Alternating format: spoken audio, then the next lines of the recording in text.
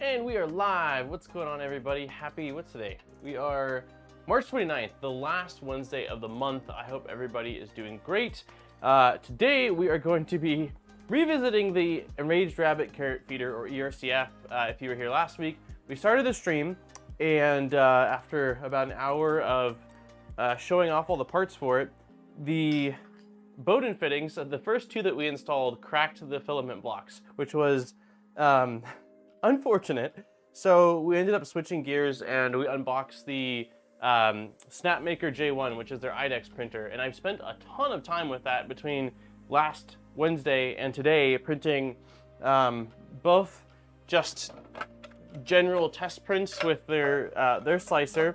And then I dove heavily into what else was out there, and I got it working with, someone created a profile with Prusa Slicer 2.6 Alpha 5. It is awesome. So I've been playing around with that, both with multicolor as well as multi-material. I've actually got a video coming on some multi-material stuff, which I'm pretty excited about. But yeah, with the Prusa Slicer stuff that some people created, it's super cool because it's able to maintain like the image of the sliced file. So when you're browsing the screen, you can see the thumbnail. And on top of that, there's a post-processing script that someone created where when I export the file from Prusa Slicer, it automatically uploads it instantly to the Snapmaker J1. So it's pretty cool. Obviously, I'll have more info on it as testing goes on. And someone asked about a review, and I said it'll be at least a month. But that was last week, and since then, I've reprinted all the accent pieces are still the same from last week, but all of the main color, the black ABS, has all been reprinted in Polymaker ABS, and the fittings are going in much better. So we'll see how it goes with the accent colors. I printed them at the same profile as the parts that broke last week, but I'm thinking that maybe if these parts don't require quite as much force, it was really tough getting these in. So we'll see how things go. I did test fit most of these between last stream and today to make sure, and they all go in really easily. So what's going on, everybody? Who's all here? We got Delmar is here. Nice is here. Red's here. Jose, William, Tunky's in the house. Dom is here. Skydown. Hi, yes, take two. Dan, I hope everybody's doing awesome. So I did really quickly before the stream try to slice up on the Snapmaker. These are the little, I don't know if it'll focus correctly. Yeah, the little faceplates or whatever for the ERC-F, because the original ones I did were single color. And it's interesting because in the STLs, there's a folder that says MMU. However, I don't understand how they're the MMU version. There wasn't like two faces in one, and there wasn't the ability to combine like the numbers with the plates. So I quickly painted these in Prusa Slicer, not realizing that it actually painted the whole layer. So on the side, you can see that black line. And the profile was just off. I did it so quickly that I think that I forgot to turn off the first layer at being 0.24. And that 0.24 layer caused the first layer to be too tight, and so when I tried sliding it into one of the blocks, it just didn't work. So long story short, we're going to not install those tags until later on when I can reprint them with a slightly better profile and settings. But I think that the dual color on these tags, it might not be a big deal, but it certainly looks nicer, and it's much easier to see the number for which filament block versus being in the same color. So CB's here, Thomas is here, Luke's here, Eclipse, Dan, what's going on? Sebastian's in the house, Scott's here, Turtle's here. Can you right click the bodies and split them into parts? I didn't see that as an option. That's a great question though.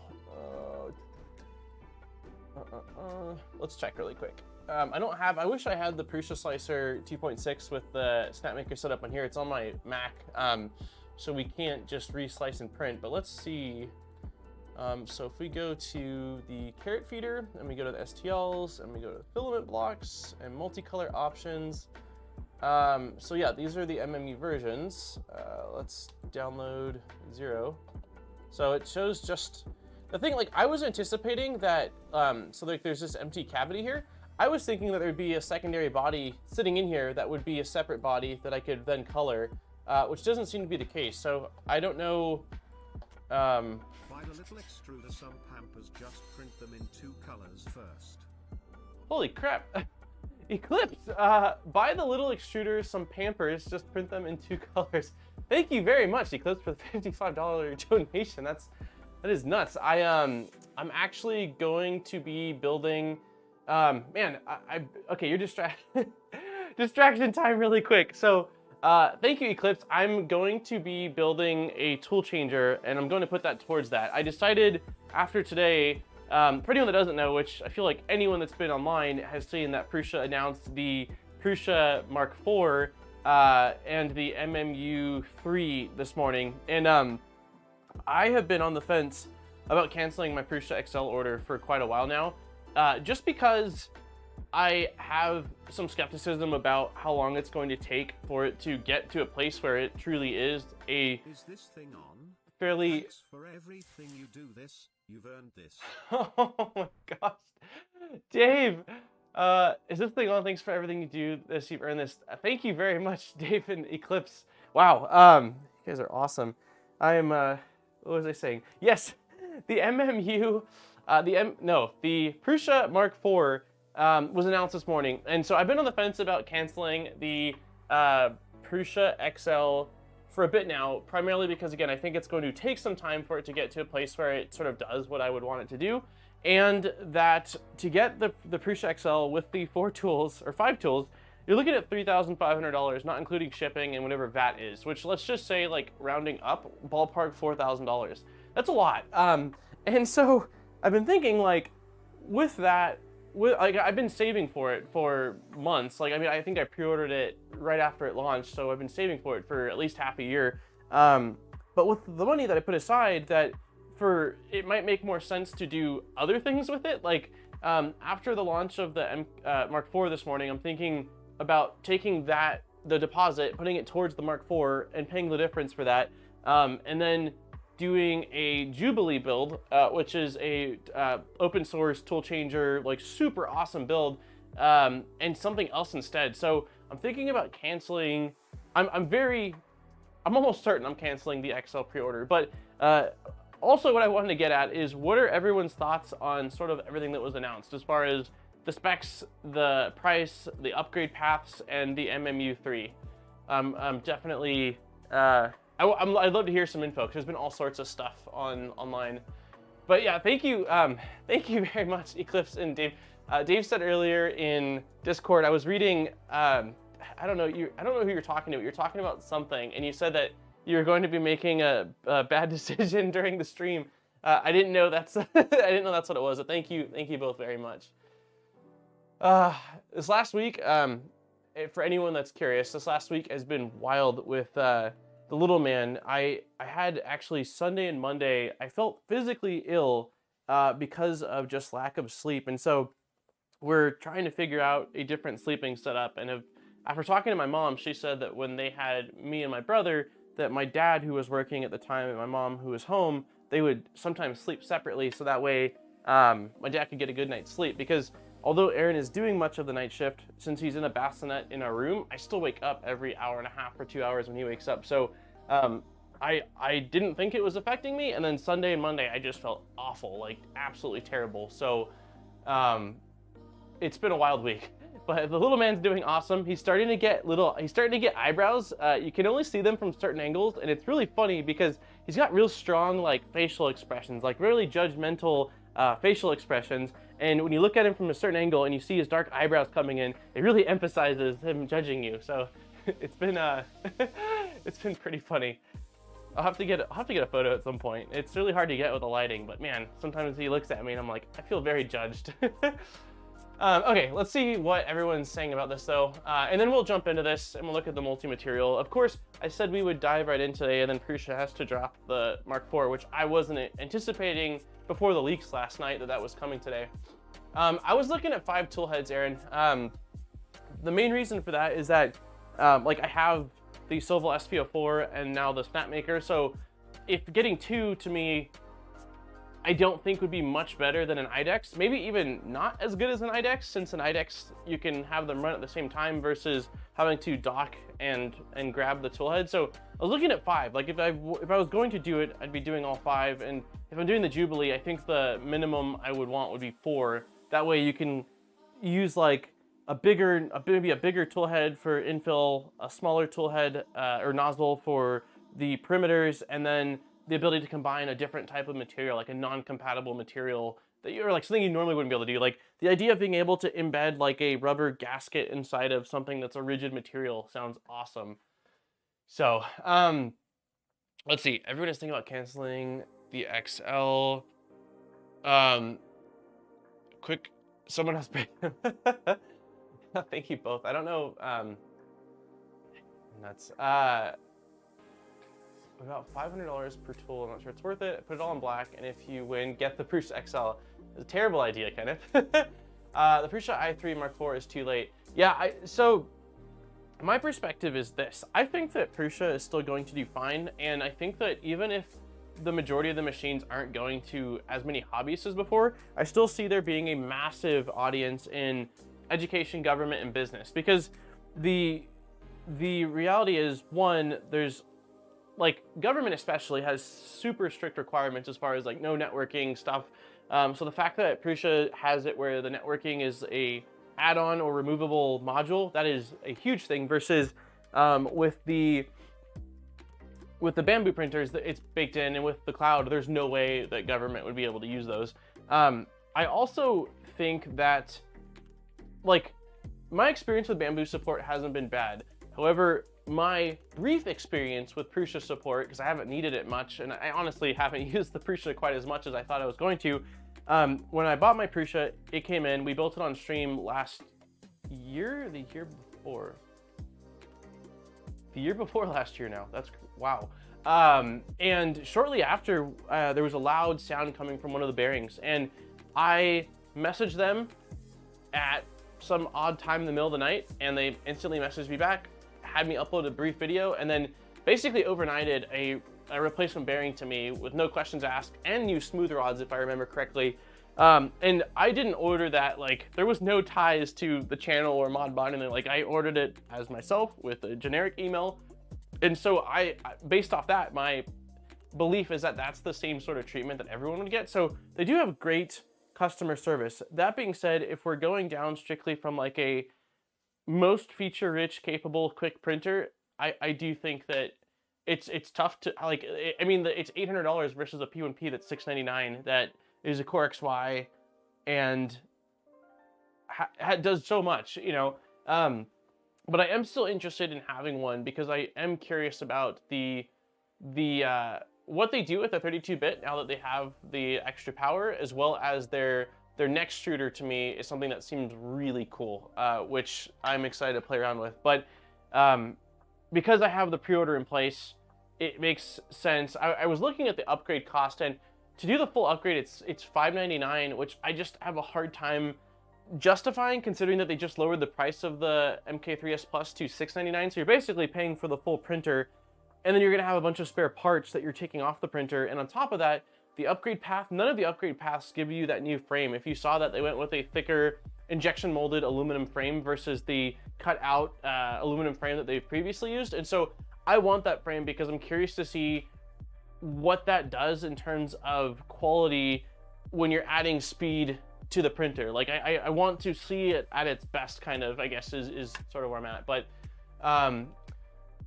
let's see. I still don't think I would buy one. I need to watch the video driving all morning. Hey, Steve's in the house. 699 of the box printing, 15 minutes at that. Is that the P1P you're talking about, Aaron? I think it was. You got your hat? That's awesome. Panzer, take a photo. I want to see it, man. That's so cool. Hey, Dave. Hey, Zombies in the house. Yeah, the other thing I did since last week was I ordered these. Steve and Scott both said that the washers that come in the kits generally aren't that great. They're stamping. And Scott told me that with the Happy Hair firmware, it'll throw like some errors, although it doesn't really affect the print quality. So Steve, I'm bouncing back and forth between Steve and Scott's confusing me. Steve recommended these ones. I just got a 100 pack of these 3mm washers. So we've got that, and we've got all new black printed parts, and we're going to dive in just a moment. Oh, you posted it? All right, I gotta see it. I won't show it on stream, but I want to see it. Oh, that's awesome. You got the yeah, the patch one's sick.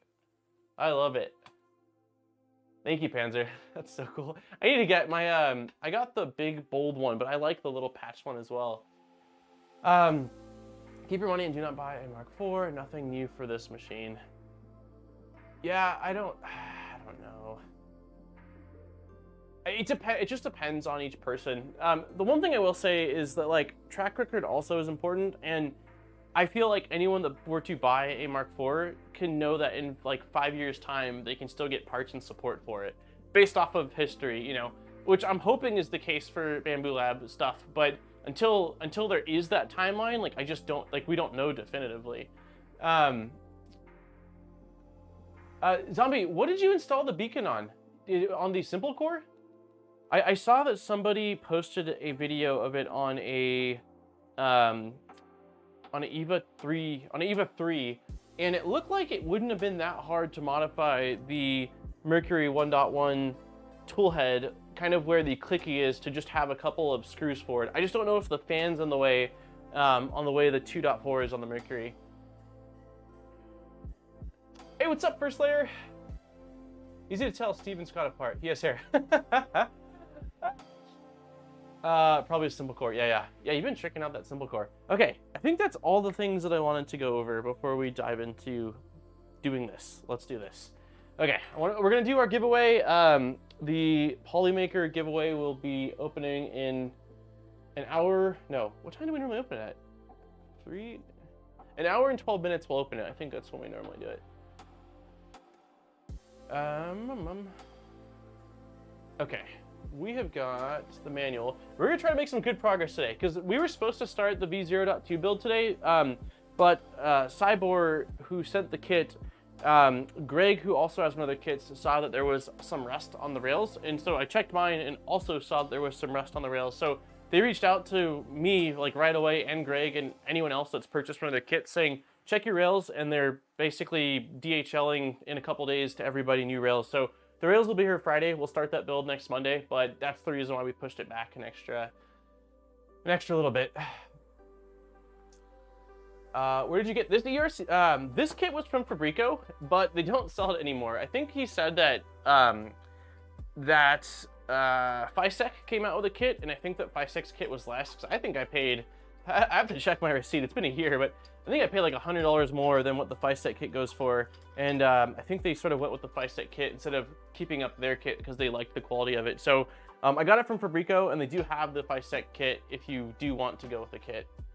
I said kit like 80 times there. Sent you a picture in general chat? Okay.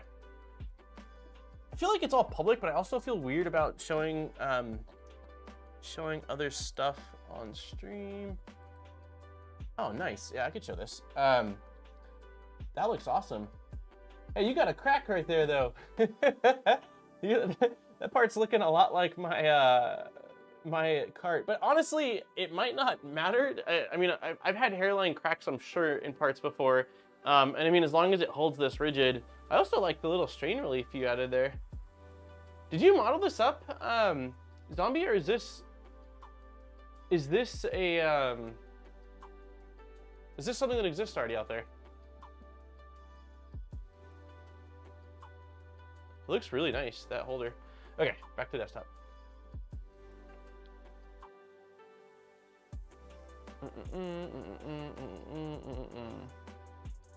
Okay, so we're starting with all the blocks. Again, numbers I'm leaving off for now. I'm probably just gonna install those later on tonight because I want to do the dual color. I just like the way it looks a bit better. Oh, Speedy made it? Nice. Beacon is nice, but $8 expensive against Super Pinda or BL. Yeah, I really hope that, my thought is that they're trying to recoup probably a lot of their R&D cost. And one of my first test prints on the 2.4. Yeah, I mean, if it's solid, it's fine. No one will know. I only saw because you took the photo and it was like a blown up photo. But as long as your readings are fine, it's probably fine.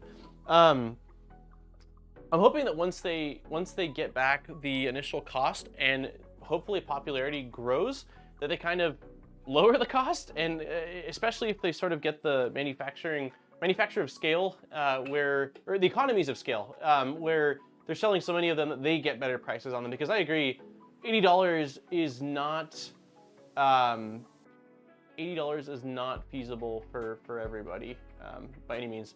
For an FTN 2.4, you would need to lower the hot end and make new ducts to gain space for the beacon, that or move to the wrap. Oh, okay.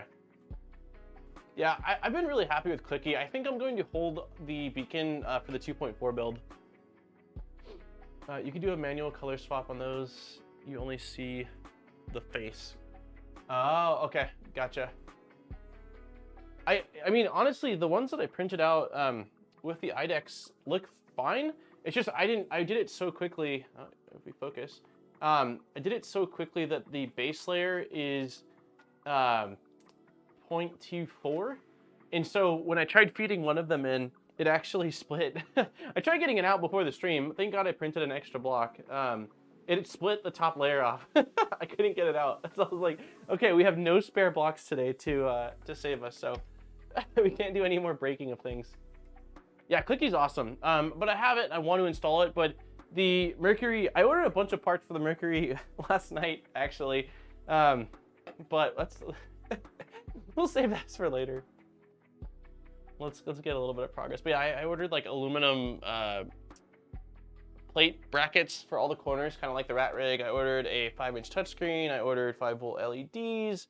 I ordered a different can setup for it. Yeah, I'm still doing more with it. Okay, filament blocks, bearing inserts, cool. So this is what we're doing. So let's install the rest of these fittings. I've done 1, 2, 3, 4, 5, 6, 7. There's 2 more.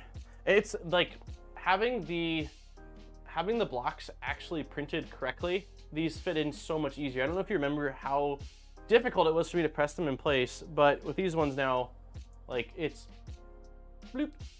So I don't know that it was necessarily that the parts on the previous ones I printed weren't strong enough, as much as it were that it was like over extruded or tolerances are off, and that's what was causing it to require so much additional force. So I think I've got the final one is in here floating around. So we'll get this. I think this goes like that. And then this just presses in place there. Okay, so that's all of them. It should be 1, 2, 3, 4, 5, 6, 7, 8, 9. Cool. All right, so our blocks, those are done. Then we've got the nameplates, which we're waiting on. So magnet orientation, install the top magnets with the same polarity for all filament blocks. Polarity for the front does not matter. So I'm gonna grab my big magnet and place it here, so that way we can make sure that we do these all correctly.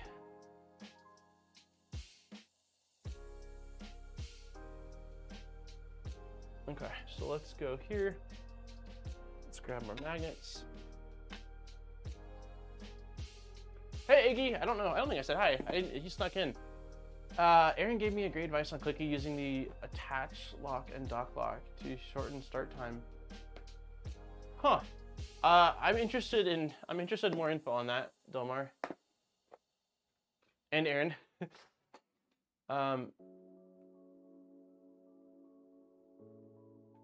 Alien thinks that a Mark IV at $1,000 is smarter purchase than X-Men carbon. Ooh, I don't know if I agree. Don't know that I agree. I think that the Mark IV is going to do great. I think that if anyone can push a bed slinger to its maximum, I think it's Prusa and the Prusa team. But I still think that it's going to have some. Oh, here's the magnets. Some serious limitations, and also the enclosure aspect of it. Like the X1 you can print with, like it's been my ABS workhorse. All of these, well actually these are all printed on the P1P, but Alien, I don't agree. Yeah. I think that is a I think that is a hot take. A lot of times I see hot takes, I'm like, yeah, that's not a super hot take, but yeah, I think that is a hot take. Okay, so we will place all the magnets on top of this big magnet first, and then place them in so that way we can make sure they're all facing the same way. So the top magnets are the ones that we want the same orientation, so we'll just take the magnets directly off of here and hope that these don't take too much strength. Yeah, that's not too bad. Perfect. So we'll just rinse and repeat that.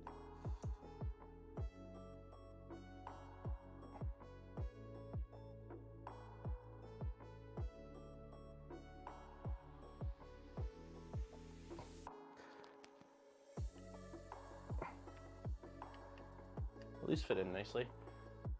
For my stand, well, at least I can multitask while I'm just pushing magnets in. Hi all, first time posting, long time lurker. Hey, what's up, 1 liter? Peter, I like your name, 1 liter Peter. Oh crap, I think okay, I do have to focus a little bit, because knowing me, I will get distracted and the magnet will still somehow going in the wrong way. So let's confirm that we're not doing that. Okay, from my standpoint, Prusa makes a fantastic printer. Can't fault them at all in their quality. Yeah, so I will say this. Here's my little story. I never got, like, I started printing in 2014, and everyone always raved about Prusas, and I just couldn't afford one. They was well out of my budget. It took me months and months to save up for my first printer, and then time progressed, and, like, both professionally and YouTube and everything grew, and I was like, okay, I'm at the point now where I could purchase one of these, and I just didn't do it, because I didn't really feel like I was missing out compared to, and also I liked the modding side of things. I always have. I mean, the channel is called Modbot, but even before that name, I was modding stuff. Also I don't think I got a notification for the membership. Nice, thank you very much, Nice, for 10 months. Sorry, I don't think I got a little ding in my ear. Anyways, so finally though, I decided, nope, I'm gonna do it. I'm gonna buy one, and so I did. Black Friday of, we're in 2023, so 2021, and I purchased it because I wanted to see. Smiley face. Nice. Hey, thank you very much, Nice, for the 10 euros. Just because smiley face. All of this is going to be going towards. Come on, it's going to be. Hold on. Why are you not going in? There we go. All this is going to be pretty much going towards that Jubilee build. I'm super excited. I need to dive in more. I'm sure if Sem's here, he'll probably be excited because it's a RepRap based build. But thank you very much, Nice. Gosh, okay, I'm brain distracted from my train of thought. So I purchased one, and I purchased it because I wanted to. Honestly, mostly for content. It was to make a video on, like, what are my thoughts on this after printing for all these years and seeing what it's all about. And I never ended up making the video. I don't know why. I think, like, Bamboo came out around that same time and I got distracted with things and then it just never happened. But I will say this, that the hardware wasn't impressive. Like we know the hardware, right? Read the specs. An E3D V6 with, you know, a Bondtech type setup. Nothing crazy, with an 8-bit board and a rotary style screen. None of that was let me press these in. None of that was mind-blowing. However, I was blown away by the level of detail that was in everything. It was by far the best firmware I've ever seen come shipped on a printer. Like, the level of detail, the automatic feeding by, like, just sensing that the filament was there and feeding the different thicknesses of the plates, the crash detection, the profiles, like what I saw was a company that actually spent the time and research and cared about their product versus just rapid firing stuff out. And to me, that is, as sad as it is to say, not the standard. Nobody, holy crap. BF Dennis, thank you very much for the 10 gifted memberships. Wow, you guys are awesome. Thank you so much for the support. I'll read off everyone that got one. Let's see. Alien got one. Dan got one. Jeff got one. Eggy. Dan again. Okay, it says it twice.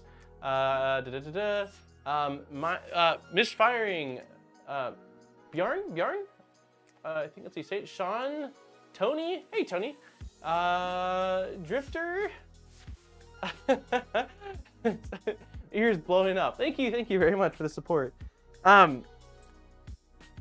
Membership. So membership supports the channel. You get a cool logo that tells you, or like beside your name, how long you've been subscribed to the channel, and you also get custom emojis. So if you look in your emojis now, you should have access to like the 5 ModBot ones. But it's just a cool way. It supports the channel. That's really the primary thing. Hey, what's going on, Tor? Maze is in the house. What's going on, man? What's up, everybody? Yeah, I don't know if anybody responded to my my ranting on the Prusa stuff, but I will say again that the specs only tell part of the story, and depending on who you are, and there's nothing wrong with it not being for you, but depending on who you are, those things like the profiles, the support, the just so polished firmware, that stuff has a lot of monetary value without being like a physical purchase of monetary value. So I definitely think that the Mark IV is going to do still great, and I have no doubt it's going to do great. I think that maybe not great for the exact same community that Prusas were always great for, or what they wanted or expected, which is pretty much the hobbyist tinkerer, and sort of the rep style things, but for a lot of other use cases, I think they're going to do great. And if I let me disagree with that, what did Lisa say? Lisa. How did I miss it? Lisa, Eileen, do you realize that Bamboo did not consider that an issue they should have, but based on their engineers? What did I miss? I missed it. I don't think I can scroll up far enough. I don't know what the rat red green is. Basically this, I think. But this is the ASA version of it. Oh no. This is the ASA version of it. I think 3DO might be their new vendor. This is from 3DO. Exactly, there are issues with both that can change their subjective value. I just find Bamboos to have more issues than Prusas. Yeah, I really don't know. I mean, we don't have real numbers, and like obviously, it's the same thing with like Yelp reviews, right? Like more often than not, the problems, like when people have problems, that's when they're more likely to go out and say things and show because they're upset, right? They're frustrated. While all the people that have positive experiences, they're not. I mean, some will sing praise. Don't get me wrong. Not everyone, but more often than not, they're just happy. So they're playing with their printer or whatever it is. And I think that a lot of that's similar. So I'm not saying that the Bamboos don't have QC issues. I've seen everything from I saw a tweaked bed recently. I know Lisa had a bearing pop out. I had some flow issues with the original X1 Carbon. The AMS has had cracking little wheel things. So like, I'm not saying there's not issues by any means. Some of it might have been just maybe they needed more testing. Some of it might be current QC. I don't know. But what I don't know is how much of that is just people vocalizing it more and it's getting shared a lot more because people want Bamboo to not do well, or they're frustrated, or whether there really is a lot of them that have those issues. That's what I don't know. I also think all companies lie. Yeah, I mean, I at least, if not lie, I think that all companies try to put their best foot forward and sort of like focus, like they want to like make things look better than sometimes that they are, The saying was when I worked retail back in the day, a customer with a bad experience is more inclined to tell 10 people about the experience to a positive. Yeah, that's totally, it's true though. I mean, it's totally true. There's times now where I see reviews and I look at the bad, like, sometimes I don't, like on Amazon, right? You can see something and it'll have like 3 stars and you're like, why? Like normally I wouldn't think that's good. But now I'll always go and I'll read the reviews, because sometimes the reviews, I'm like, oh, that's why you're upset? Like, well, yeah, you couldn't figure out how to put it together. Like maybe it was more of a build process than you thought. But like to me, that's not a reason to give it less reviews. So yeah, I don't know, it's tough. I think that the reality of it is like, I love competition's good for everyone. Competition is what makes prices go down. It's typically what breeds innovation, and 3D printing is awesome. So like if whoever's happy with their purchase, whether it's the printer that you would have gone with or not, like I'm happy with, as long as others are happy, then that's to me really what counts. I think I said hi, John, but my brain, I'm gonna say it again. Hi, John. Yeah, we all win. Yeah, I saw you posted that earlier, I think before the stream, and I 100% agree with that. Okay, so we've got all of the magnets on the top. Those ones are the ones that need to be facing the same direction.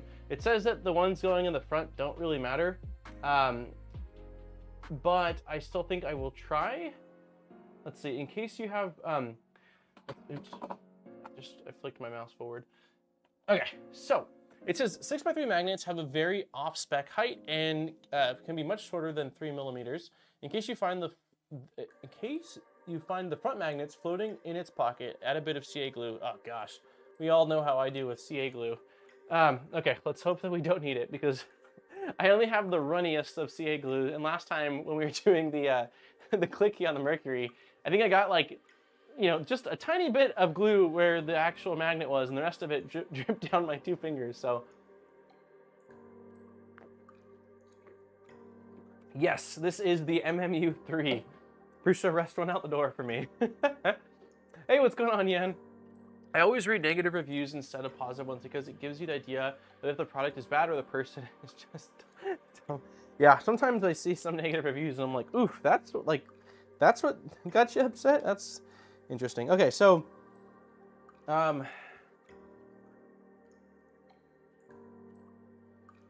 these magnets are going on the back. So let's turn all of these so that we're facing the right direction so I don't shove them into the wrong place.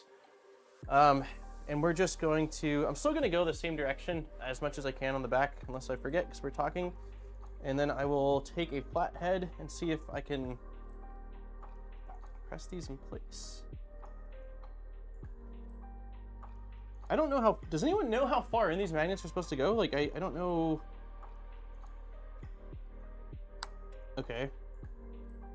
Okay, so something tells me that these are gonna need glue based off of that. Unless... Yeah, so they just sit loose, huh? It seems like towards the edge here. Let me check, because I've got other 6x3 magnets in a... One second, let me move you guys really quick here. Because of clicky and all that, I've got quite a few of these magnets. So let me see if I've got some different ones that maybe are slightly different height. Probably not. I'll probably just end up having to glue them, which will be tons of fun. Let's put this here. You guys will be so proud of me that I got still keeping things relatively organized. So let's see. Yeah, let's try these ones. Right. The campus cable arrived now. Just waiting for oh, nice, awesome. The one you got from DigiKey.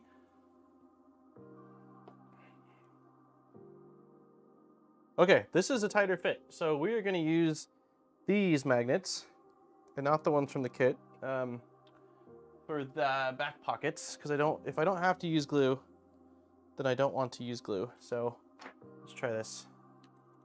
Let's move all these out, yada yada. Bring you guys back a little so we can see what the heck's going on. All right. So these ones seem much tighter. So if we go...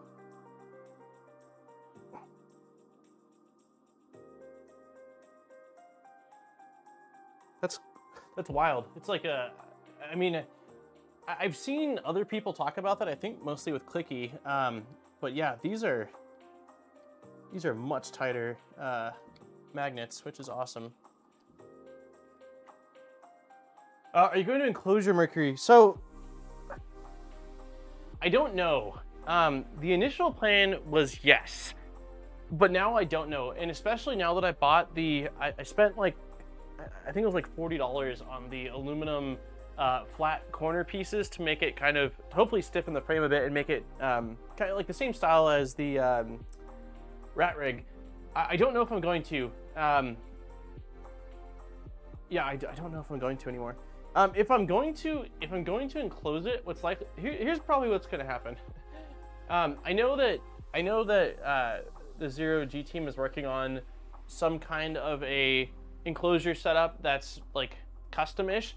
So what's likely going to happen is I'm going to build it as is, leave it for some months, and if like when that does come out, I'll probably end up tearing the entire thing down, ordering extrusions for that setup and going that route, because I think my biggest complaint with the 0G and Hydra conversion isn't related to the 0G and Hydra conversion at all. It's that if you're doing the base, if you're doing the base Mercury 1.1 build, it totally makes sense to use like the Ender 5 or the Ender 5 Plus as the base. Once you're doing the Hydra, you're only keeping the frame, and the frame is not good. So at that point, when if you know ahead of time you're going to be doing all the things, if you know you're going to be doing all the things, I would much rather have gotten like quality extrusions and not the Ender 5.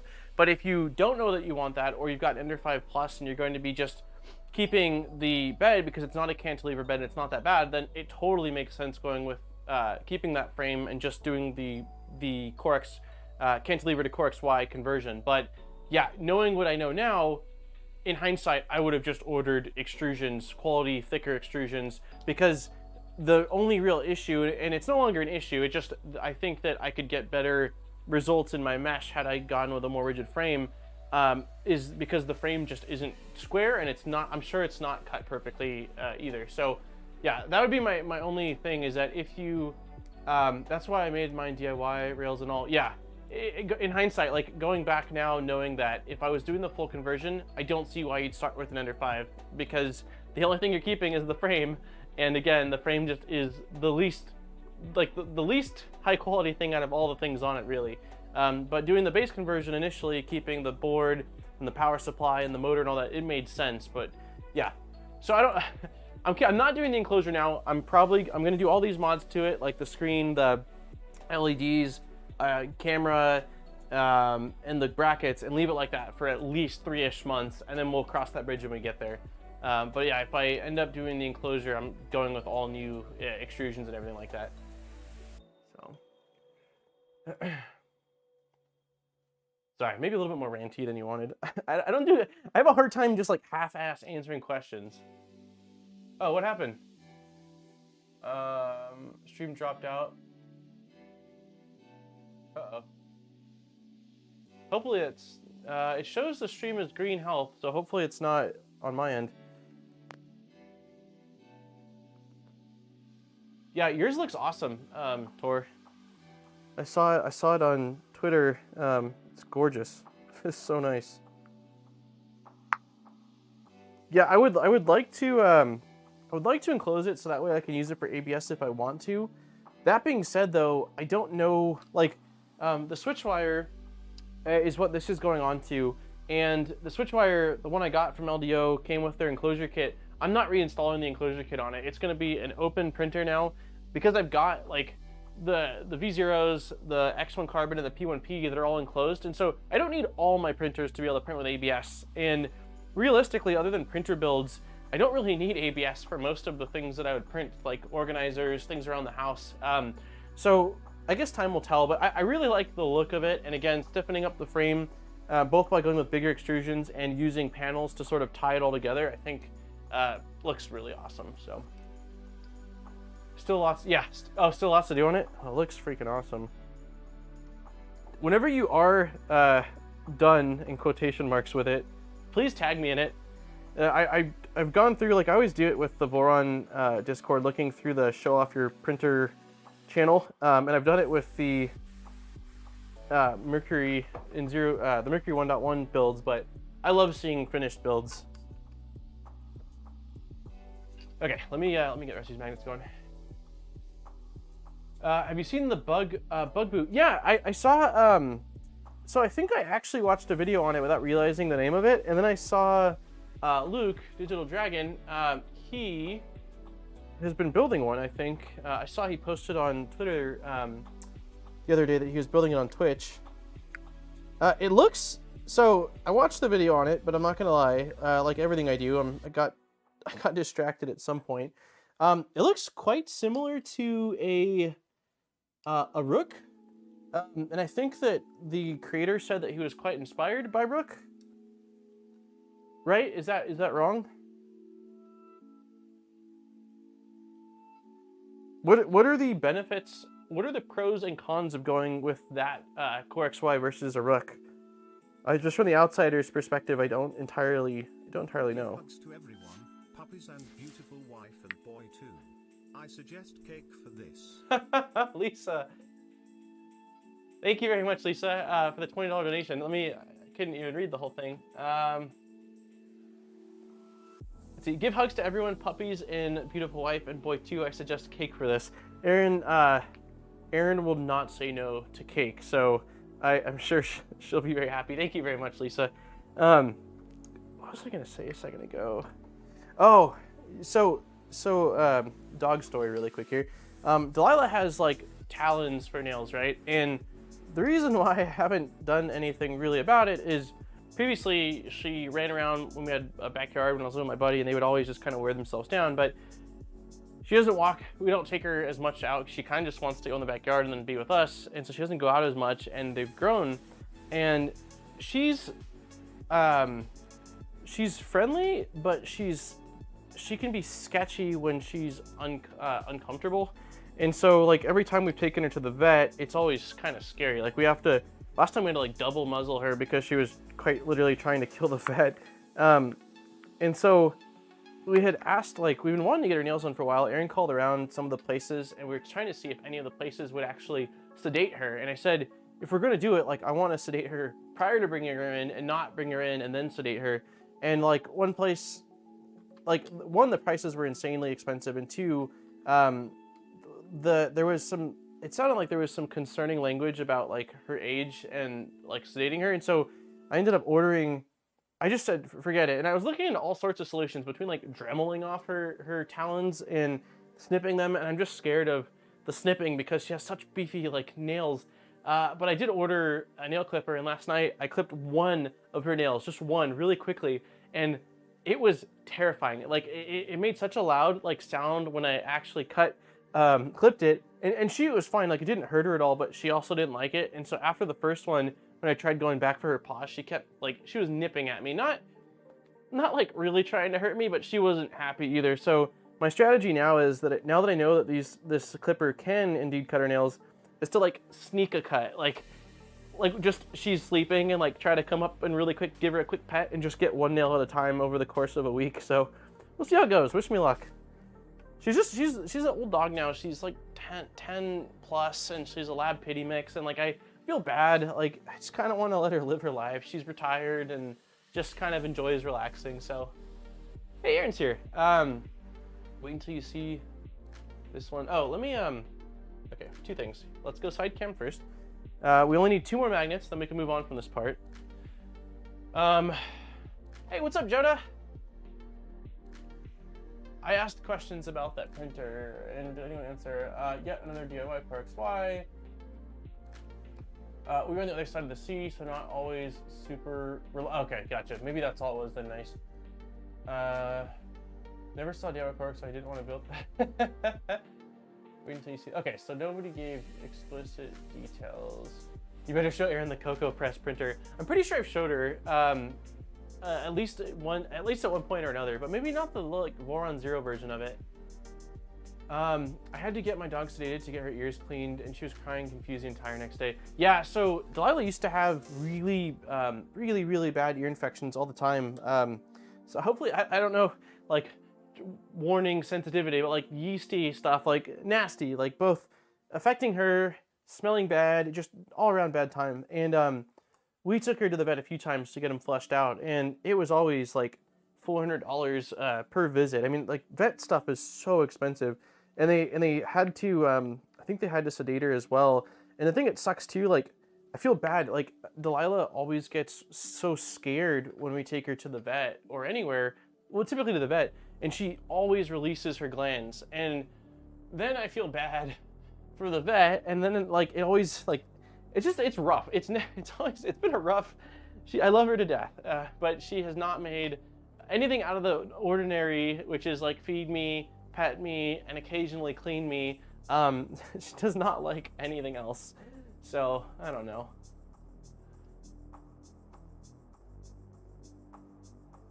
Just showing up. Did you already discuss the new Prusa MK4? Looks like some neat changes, nothing too crazy. Yeah.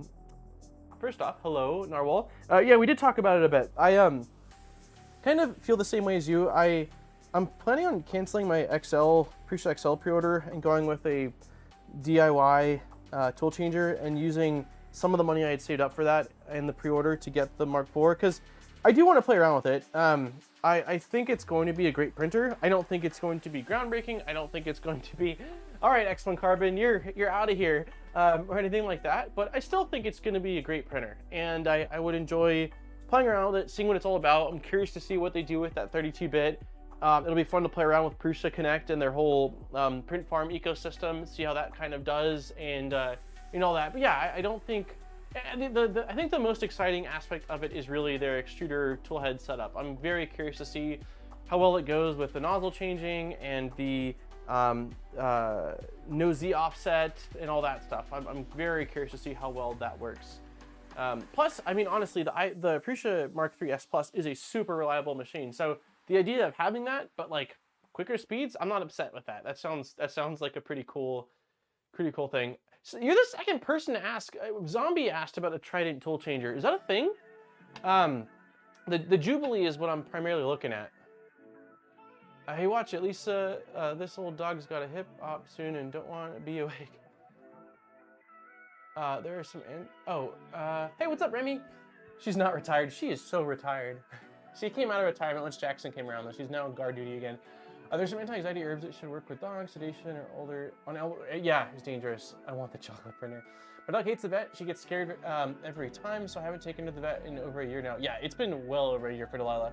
I've only taken her to the vet when it's like, all right, the internet's tips and the over-the-counter stuff is not working. She had some serious stomach issues a couple of years ago that was terrifying me, and after doing like natural stuff, we had to take her in, and she had to get like antibiotics and all sorts of stuff, and then we switched diets to a medical diet, and that really helped her. But yeah, we only take her if it's absolute dangerous. Yes, updates on the 2.4. So we are going to be building a 2.4 as soon as we're done with the V0.2.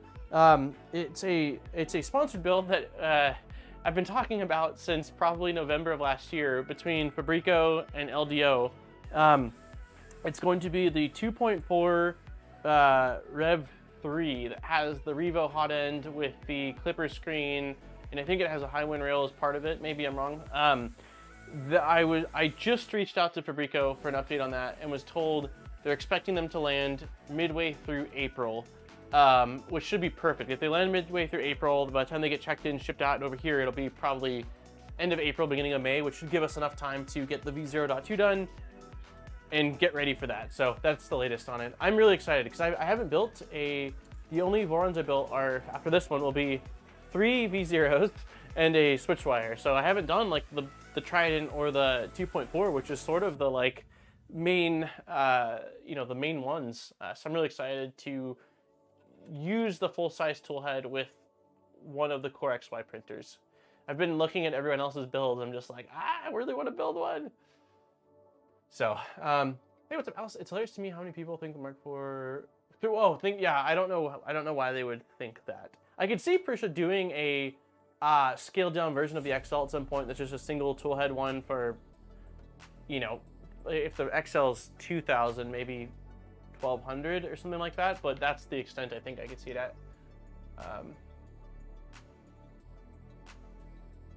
Ooh, you have a black box? Nice. I was interested in the black box. I saw it at Murph, but if anyone doesn't know, black box is a gorgeous tool changer.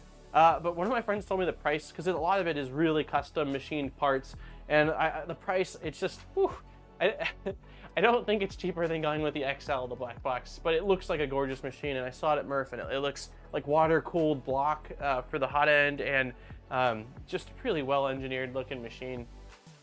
I'm thinking about doing Tridex with an MMU on one toolhead or a tool changer. Tridex looks awesome. Tridex looks awesome. Yep. There are multiple Trident tool changing mods. I haven't seen any of them. Maybe I just haven't looked. Maybe I just haven't looked enough. Okay, so we've got we've made some progress. So magnets are in the top. Magnets are in the sides. Everything looks great. So let's go to the next step here. I know Sebastian, who I think was in chat earlier, said that he started building one after last week's stream. He's like, a lot of it's really repetitive, which I guess makes sense, especially because we're doing 9 blocks. Okay, so now we need all of these parts, which are... Wait, no. That's a different...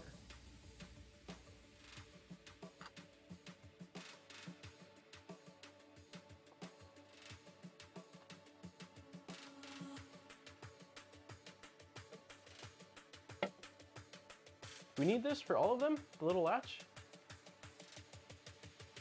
Latch screw, filament blocks. Okay, so we must. This must be an accent color piece. Yeah. Okay, so let's hope that these parts don't break because, again, these were printed with the same settings as the blocks that ended up breaking. So I don't know if, again, it was just that the other filament needed higher temp or, you know, I don't know. So we should have 9 of these, hopefully. Let's just keep pulling them. There's more.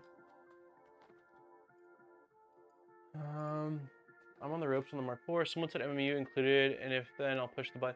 Oh yeah, the MMU is not included.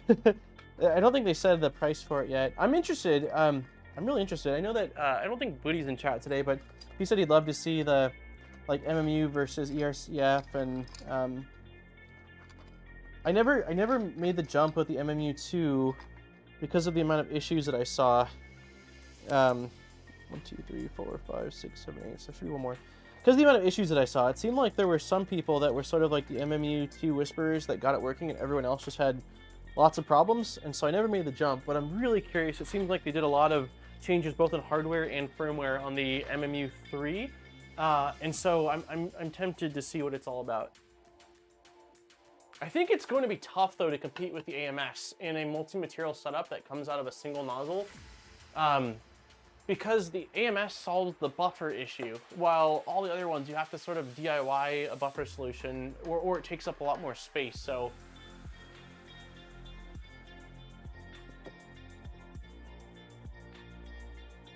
I like both my Tridents and the V2. Yeah, everyone I know that's built a Trident loves their Trident too. The MK4 looks like a lot of them much need updates to bring it up to today's standards. Yeah, 100% agree. It's not like in my opinion, it's not crushing all the competition and paving the way forward, but it is bringing itself up to an even playing field with the rest and probably surpassing quite a few of the other similar type machines on the market, at least for now. Again, the fact that it's got input shaping, pressure advance, a much better extrusion and hot end system, and probably significantly better firmware and profiles definitely puts it up there again, at least with all the other i3 printers and even non-i3 printers that just aren't tuned or optimized well. I'm looking to buy a V0.1. Should I buy a tuner for the AliExpress or should I buy? Both of those prices accurate? Because I know that well, maybe 0.1's a little bit less, because last time I checked, the 0.2 from LDO was $669, and the Cyborg one that I have was $469. $250 is very, very inexpensive, but I don't know the vendor or what parts are, and it also depends too if you're planning on swapping out parts, because like if you're going to be buying it and then you know you're not going to use the hot end, then the cheaper one might make more sense if you're swapping out a lot of those components. So it really depends. For now, I bet someone is working a bamboo-like buffer for ERCF. I would love that, Delmar. I would love that. Okay, so we need M3/16 socket heads. Also, someone remind me in half an hour that we're opening our giveaway. Let's put our magnets back in here for now, the ones that didn't come with the kit.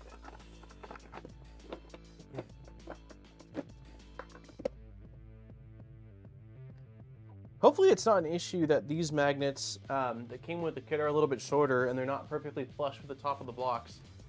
Because I pushed them in and they're definitely at least 1 millimeter short. Oh, maybe that's not accurate, but maybe half a mil short. Hopefully it's not a big issue. Otherwise I would have used the, how do I put this for now? There's no space, guys. All right, I don't know where to put this. You on the ground here. From my point of view, it's like tripods blocking that direction, wires everywhere, and then 1, 2, 3, 4, 5 printers surrounding me. Thank you, John. Thank you. Most of the trim kits have expensive, yeah, a lot of times, because I was looking at a 2.4 the other day just for fun, and I think it was like $650, but then shipping was $350. I was like, aha, that's how they get you. Okay, M3/16. M3/16s.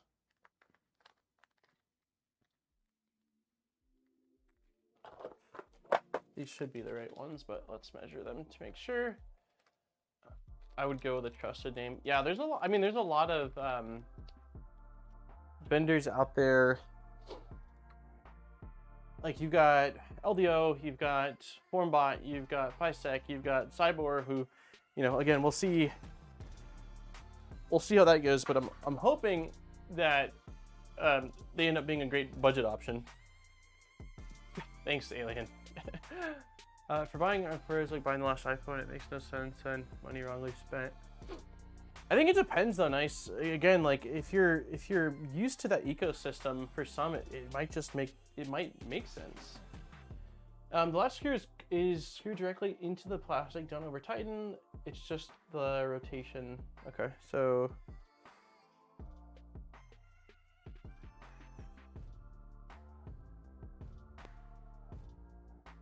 huh.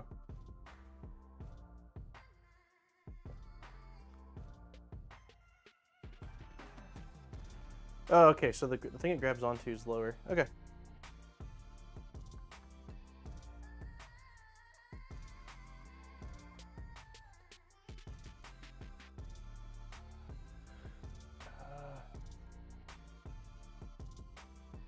Someone also replied to me on Twitter today when it comes to the XL and said that the reason why they are getting the XL over going with like a DIY route is because they just don't have the time and they don't want to fiddle around. And so for that, like it makes a lot of sense. How do you? What am I doing?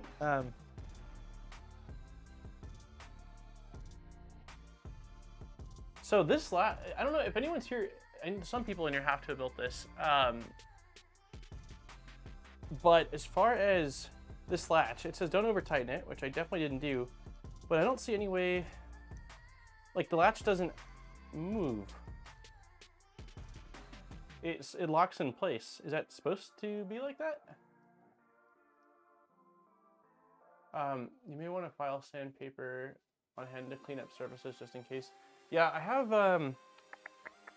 if I need to, I'll run and grab some sandpaper. I don't really have, all the files I have are huge.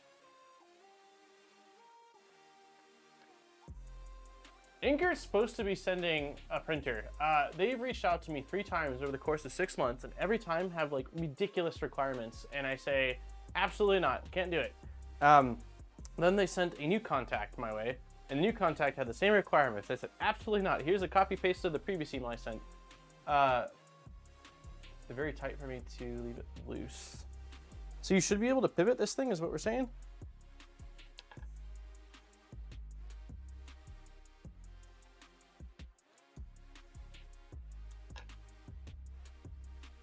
How?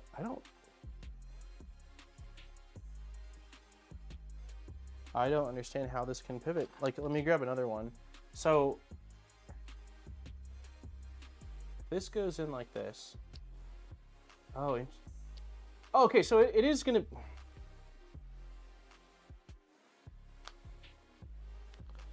So it is gonna be a hard snap, kind of like how the Voron latches are. Latch snap shut, it can be pretty tight. The first, okay. So I'm going to tighten this screw more because it wasn't super tight. Gotcha. Okay. Oh yeah, so it's it's the same setup as like the Voron, where it uses that bolt. Oh no, this doesn't even use the bolt. This uses a piece of the plastic. Wow.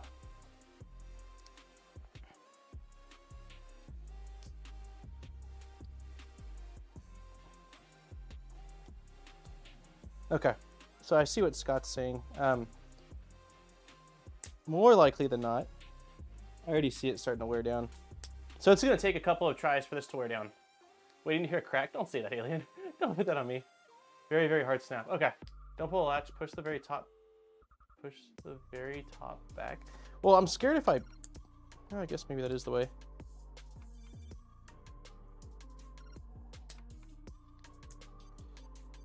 I see the green rubbing off though, so it is wearing down this lever.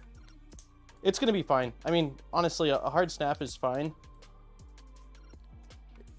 It's already loosening up a little bit, like Scott said. So okay, that's fine. It just felt off to me.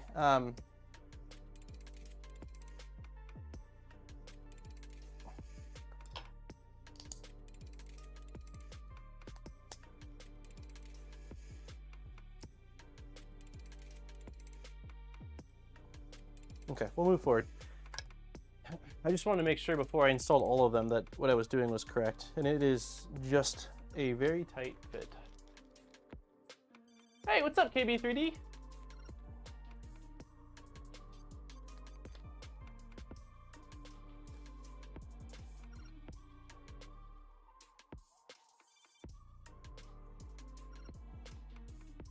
Do you sell Jubilee parts by chance? I haven't looked.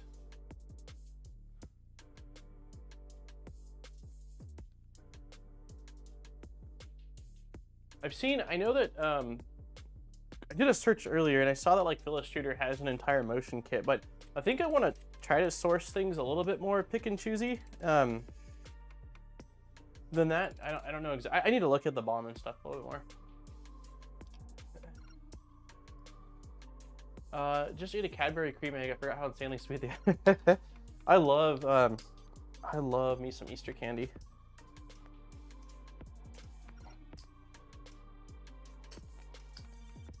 Dear God, these blocks are tight.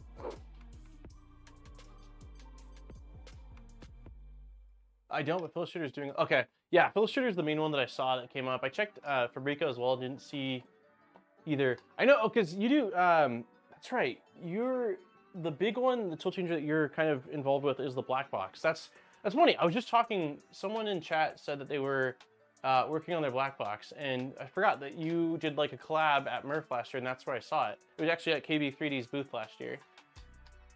What are we at? We're at, oh yeah, we have 118 viewers and 58 likes. If you have not hit the like button, please do. See if we can get to 100. We did last week, and then we surpassed it by a landslide.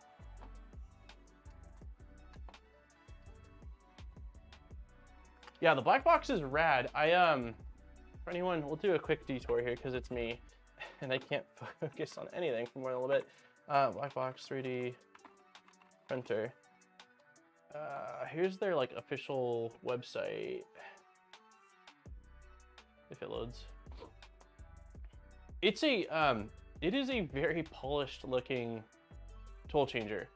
The reason why I'm leaning towards Jubilee more so is that cost is one. It feels like it's a lot more expensive based off of kind of what I've seen and what my buddy was telling me. And also, it seems like there's a lot more milled parts, which is awesome for the sake of rigidity and things like that.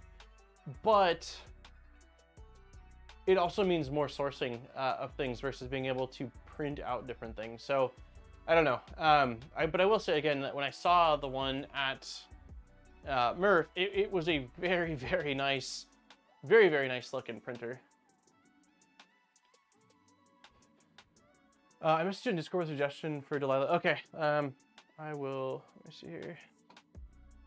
I'll take a look at it. I'll take a look at it right after stream then, Lisa. Thank you.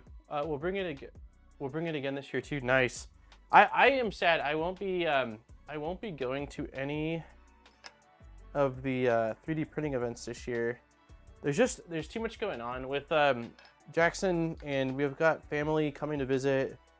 Aaron's family comes out in a couple weeks, then my family comes out like 3 weeks after that, then I have more family coming out a little bit after that. And I don't know, since it's only Aaron and me pretty much out here, just this first year, I have a hard time leaving.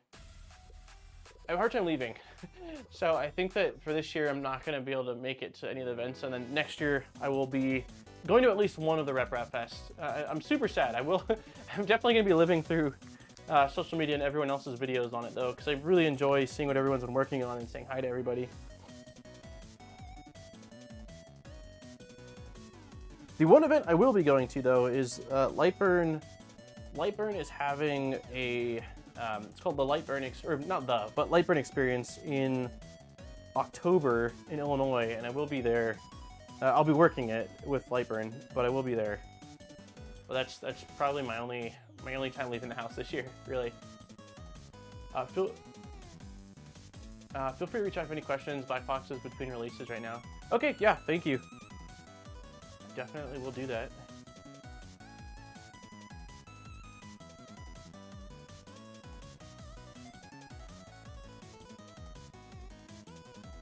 Yeah, yeah. I just want to be like, he's growing. Like, I know that kids grow really fast, and I already feel like in the 3.5 weeks that we've had him, he's already grown a lot. Like I was just saying earlier, that his little eyebrows are coming in, and like now he looks even sassier than before. So I just want to be here as much as I can be.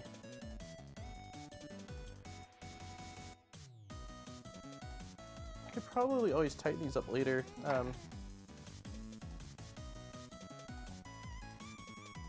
Holy crap, what's going on? There we go.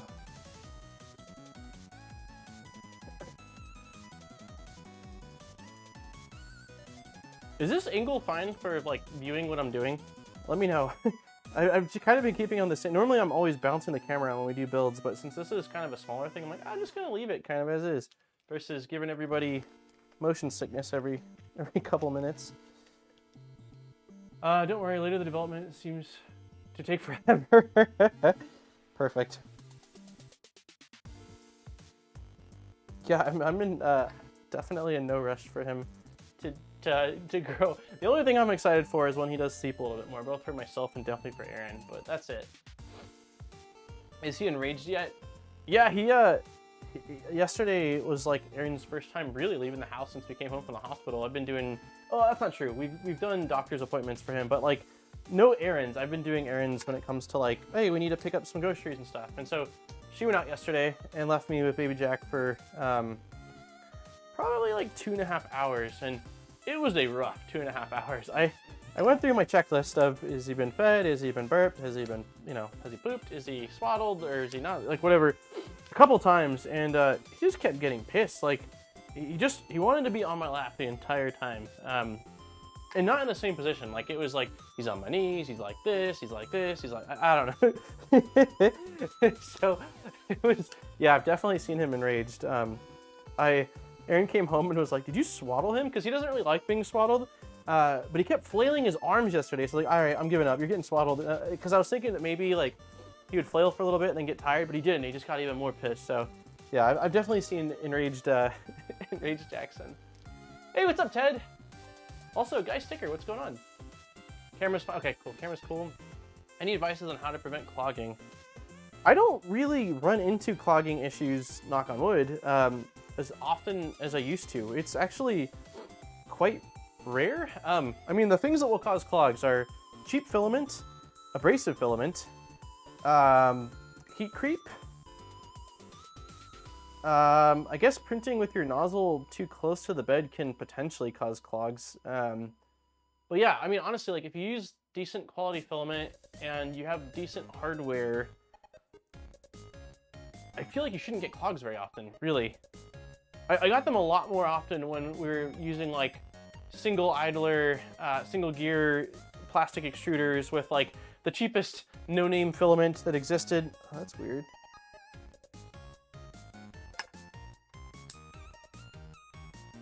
Huh, this screw didn't feel like it actually even bit into the plastic. It sort of just spins freely. Maybe it doesn't matter?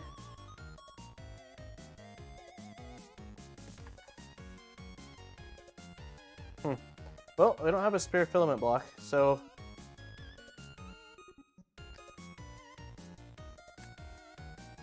Seems like it's probably going to be fine. I don't know. AKA Mod Dad. Welcome to Parenthood. They never like being swaddled. Well, the internet says they like being swaddled, but... And he did, like, the first couple days of life. But yeah, he's very big on... He's very big on his hands being free. He does, like... He does these things with his hands, but, like, either they're very violent, like he's fighting, or he does, like, this kind of crazy stuff. And it looks like he's, like, putting a hex on me. I always joke around, and like when he's doing the really aggressive stuff, I'll tell him like, hey, don't you throw gang signs at me. And then when he's doing the like kind of smaller ones like this, I'm like, don't you put a curse on me. So yeah, he's very, very big, like especially when his eyes get all kind of big and crazy. Definitely makes me laugh. Babe? Hi. What, are you doing sandwich? I can take a sandwich in here and inhale it while I'm in between things. It's already done? Okay, yeah, I'll take it. Awesome, thank you. Can I ask you for water? Okay, thank you very much.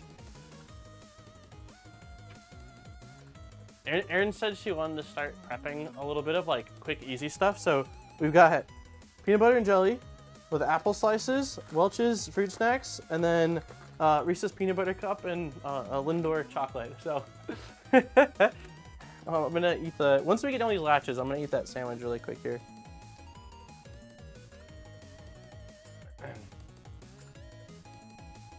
Yeah, he definitely, I got very frustrated the first couple days with the swaddling because I would think I had a really good swaddle and I'd like toot my own horn about it. I'd tell Erin like, oh, I swaddled him really good.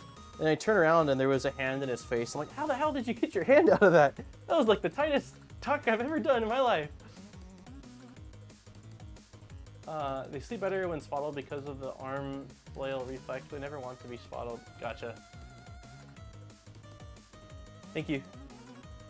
Talking about Jackson's either he has the aggressive gang sign arms or he has the like putting a curse on you arms. Yeah. yeah. That's what Erin says. It reminds of like Jack Sparrow when he does like kind of that crazy eyes, crazy arms. So thank you very much.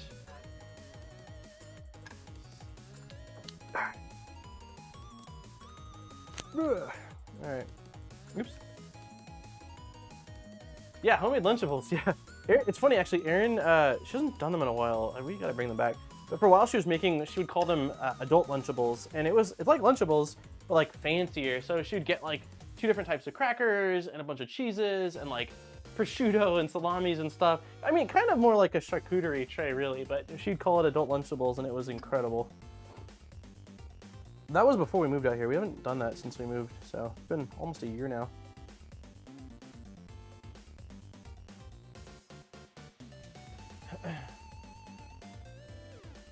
American bento box. Yeah, she is. I tell her all the time, like, I'm like, I'm good at the like technical and complicated stuff. It's the simple things I'm not good at, like remembering to eat food. I'm like, you keep me alive. Like, I'm like, I can do a lot of the technical and complicated stuff. It's the basic things that I always forget. Lisa, hey, what's up, Michael? Stupid question. Which ERC-F card is this? That is not a stupid question. So this is from Fabrico. I purchased it, I think a year ago, and it's their like collab, the Fabrico Honey Badger kit. This specific kit doesn't exist anymore. They now sell the FiSet kit, and they've told me that the FiSet kit is a really good one. So, and it's also quite a bit cheaper than this one when I bought it. So that's probably my recommendation. I know Del Mar said that DFH has it as well. I haven't actually purchased anything from DFH, but I also know people that like their products as well. And then I don't want to leave KB3D out since KB3D was here. I don't know if KB3D sells ERCF kits or not, but yeah, I bought this from Fabrico, and it's it was their version. Oh, jeez. Okay. All right, 2 left. You will need little mitts so he doesn't scratch it. Yeah, we have a ton of mittens. He hates them. So what we've been doing instead of the mittens is we have some outfits for him that have really long sleeves. So we just throw the sleeves over his hands so that way like he can't get nailed to face. Knock on wood so far though, even with his like long nails, he hasn't scratched himself very much. Not compared to some other babies I've seen where I'm like, ooh, that looks like a bird attacked you or something like that. Yeah, I don't know if the FiSet one comes with parts for carrot patches. This one did come with parts for carrot patches. So that's something I guess that's worth checking as well.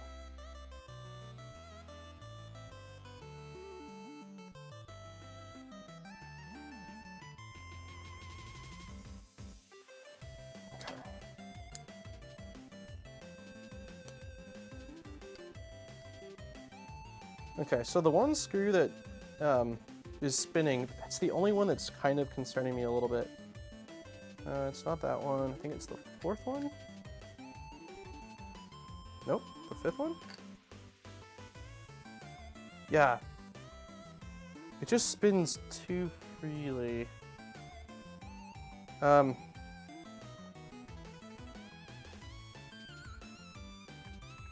gonna try a different screw just for fun.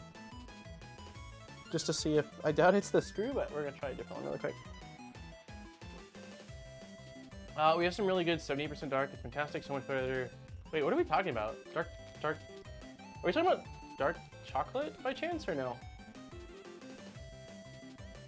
GFH is if you want community mods, obscure parts, and custom kits. Okay.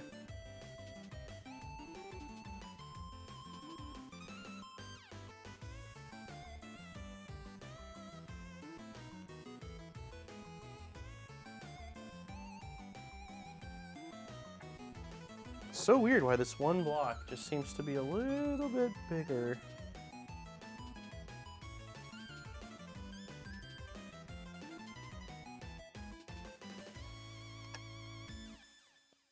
It still has a tight fit though, and I mean if all this is doing is acting as a oh, I cracked it. Okay.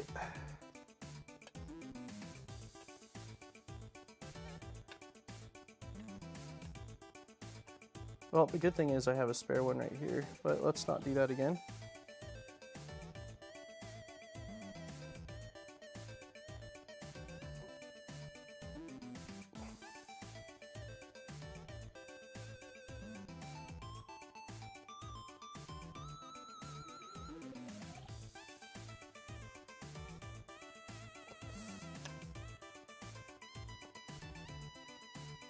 Man, I am worried about breaking these parts.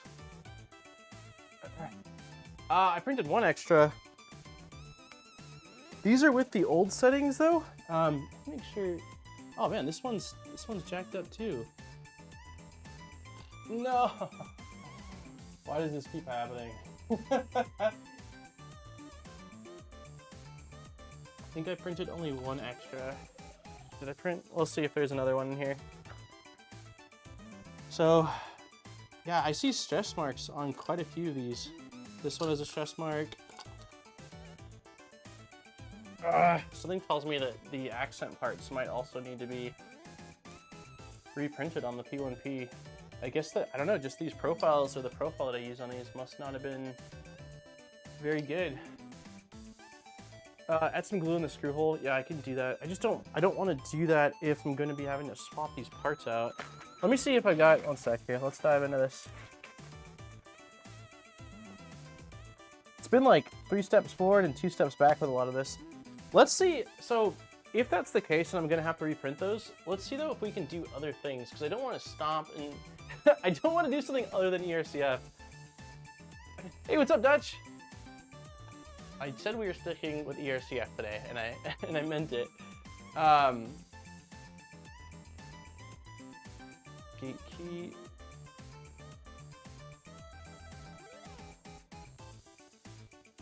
Are you supposed to print?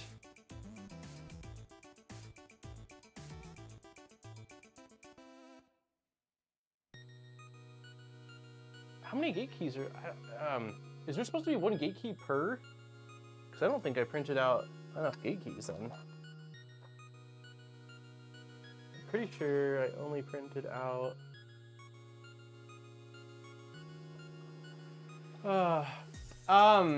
This was all heated up. I'll screen introduce the stress. No, it's not the, so I can show you guys real quick. The filament used was initially Fusion filament. I don't know what they're black, ABS, I think ABS 2.5, and then the green is also Fusion, and it's the rigid green.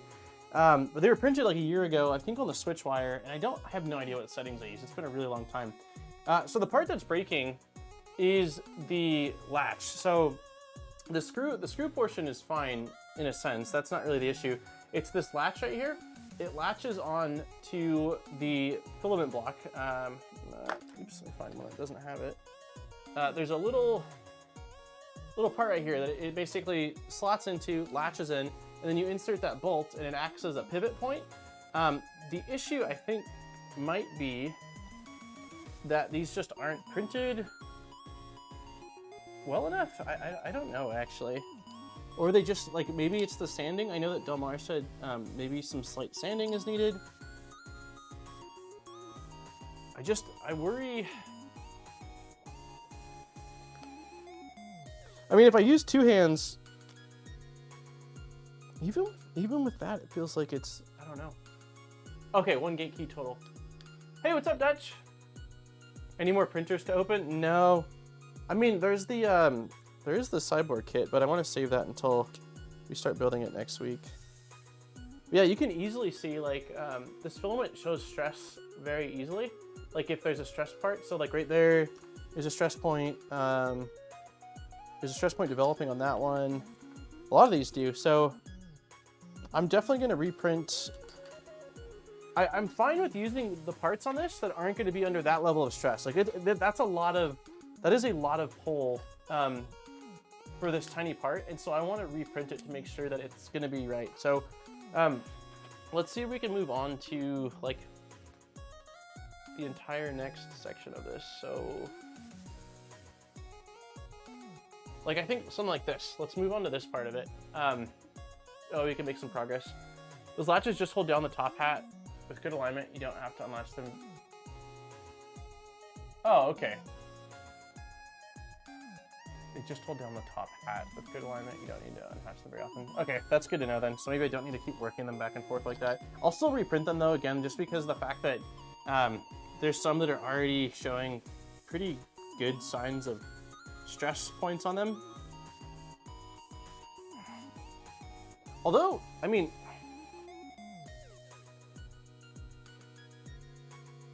two minutes we're gonna open our giveaway. So I just made the stress point obviously a lot bigger on this one, but even with that stress point, they're quite strong. So I almost wonder if it's less of an issue.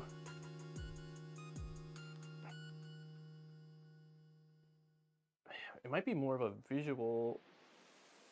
It's definitely stretching now.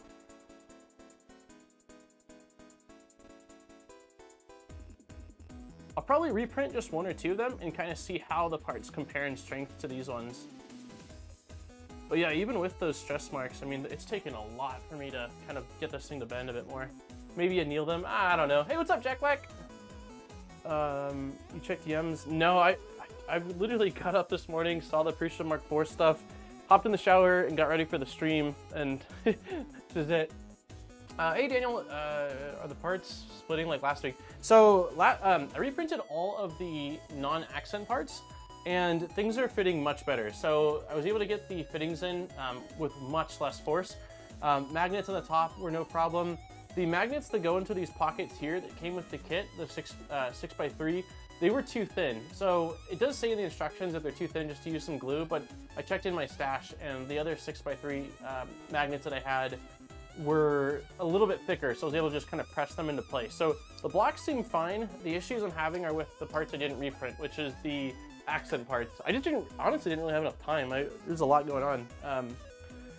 So let me open up the giveaway really quick and inhale this PB&J. We'll take like take a couple minute break. Not break from the stream, but break from breaking.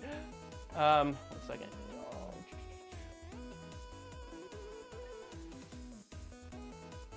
How do I share? Send. Bam, bam. Okay, link is. The blocks are fine, Pi. It's the latches that I need to reprint, the green ones. Message. Okay, giveaways. Thank you very much. But yeah, it's the latches that I didn't reprint. The blocks now that I reprinted them seem great.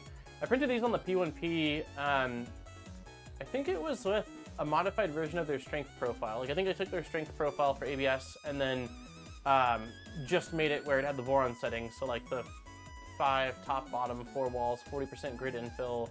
I didn't do a forced 0.4 millimeter walls though, but I haven't done that on the other builds and that's been fine. Hey, Mitch is here. ERC-F looks complicated. Yeah. it turns me off on building one. Also with the V0, I'm not sure it's worth it. Well, I guess you could do it with the V0 now because you don't need the tool. You couldn't do it with the V0 before when you needed the toolhead sensor. I hadn't seen any variations of it. But I think the ERC-F looks rad. The part of the issue is that these parts, when I printed them, it's been so long and I don't know the profile I used, and it seems like tolerances just weren't that great. So that's been the biggest issue, really. But I'm excited to play around with it. I think that when it's all said and done, I'm also very curious to build the, hey, Jack Black, thank you very much for the $5 donation. Cheers, thank you. I've got latches too. Yeah, but the latches aren't this gorgeous green. I mean, we could essentially reprint these. I could reprint these right now while we're chilling here. Let's do that. Okay, so giveaways going right now. We've got me. Hi, everybody.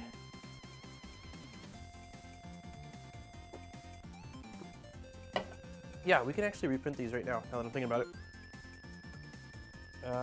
Move this camera a little bit like this.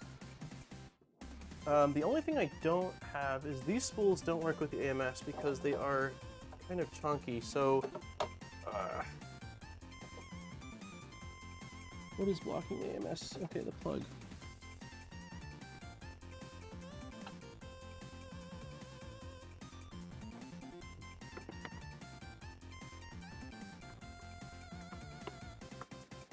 I'm just gonna unplug the AMS for a sec.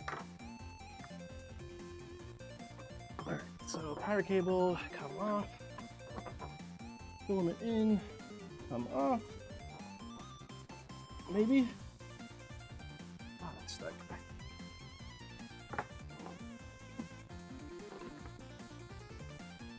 There we go. Okay. No? What did I do? Oh, crap. Alright. We'll get this going. Hey, CP, thank you for becoming a member. Welcome. Print them in PTG. Yeah, I mean, PTG would have a bit more flex, which would be nice for the latches, but I think they were designed like they should work with ABS, since that's what I believe they were designed for. I'm gonna turn this around really quick here. So the AMS, you need like a little something to push the cullet clip. Let's see if I can do this really quick.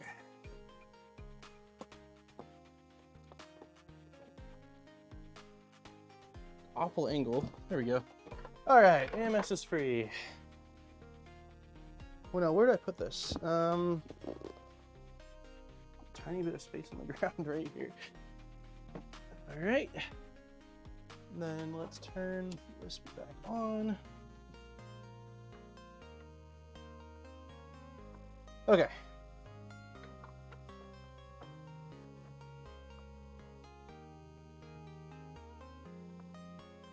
That's good. Let's grab the filament. It probably won't take that long to reprint out these latches, so I figured if we're gonna be streaming for another hour and some change, we can at least get these reprinted and installed by the time this is over. Then we're just gonna use these. These are amazing. I recommended these. I was using, wow, these bearings are awesome too.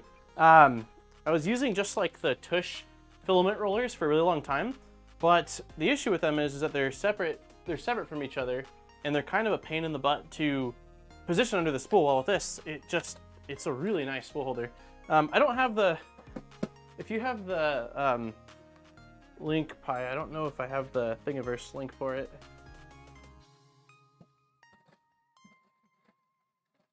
All right, no, we don't want a firmware update.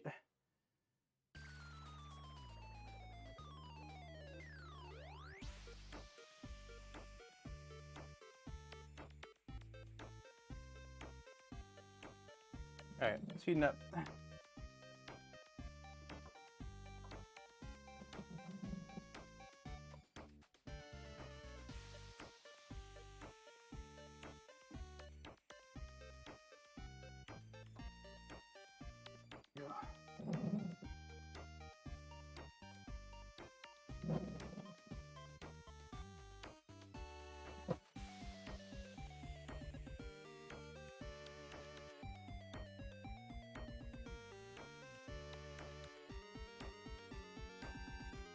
I think they updated it too now. Yeah, there's a load macro. Cool, I haven't used the load macro. Okay. Whew. Hey, Victor. You still have a spool rewind issue. Looks like the same design with easier construction.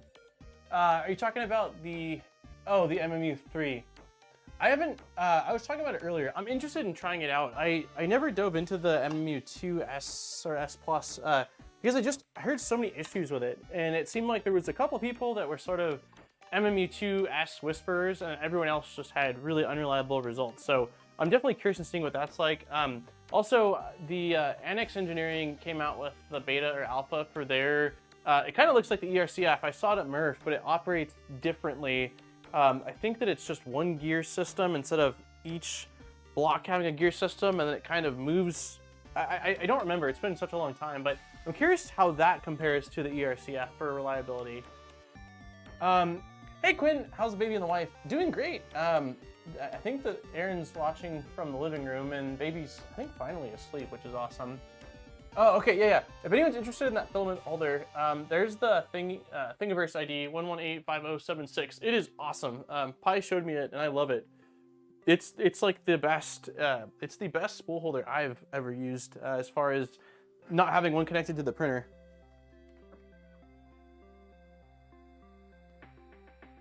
Yes, it's called Trad Rack. That sounds right.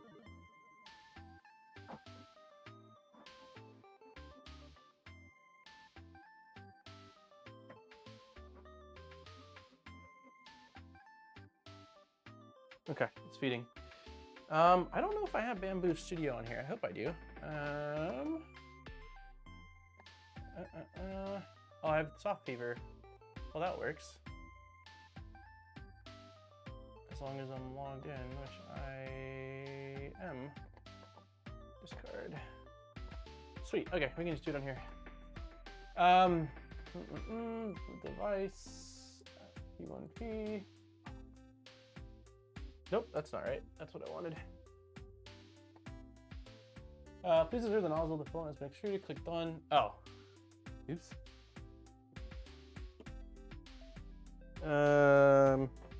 I can't see. Let's retry.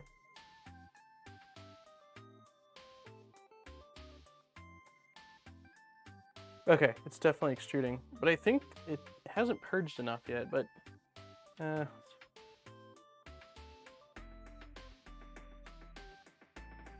it's still, I think it's still gonna purge before it does its print, so that's fine. We'll say done.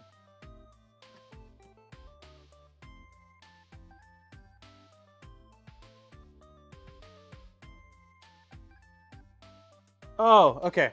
So it's just asking that you see some, once you click done, it actually purges a ton. So, okay, so we have got here, we need to go to, nope, Enraged rabbits, STLs. It's gonna be under filament blocks. It's gonna be under, what is it under?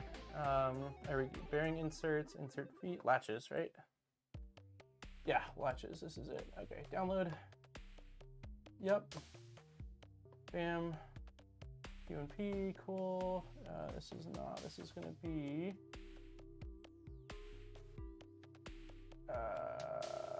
none of those. Generic PLA. No, generic ABS. Where are you? There you are. Confirm. And then latch. Let's do one extra because I'm sure I'll still break one. 3, 4, 5, 6, 7, 8, 9, 10. Arrange. Cool. No, we want generic ABS. Nope, that's not right. Cool. We are using a textured PEI plate. We're gonna go with strength, so that way it lowers the speeds down a bit, but we're also gonna go with, I think 4 walls and 5 top and bottom. Oops. Then we'll go with 40% infill. That should be good.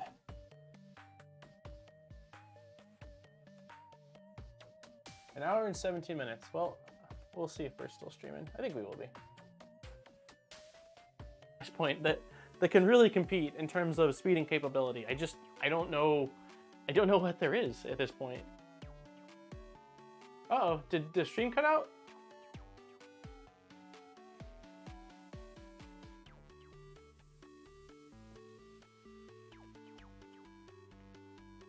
I don't know if the stream's still working. It shows good health. I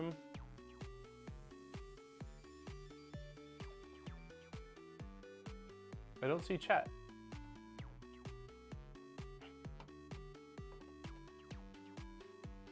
Oh no, I think the stream...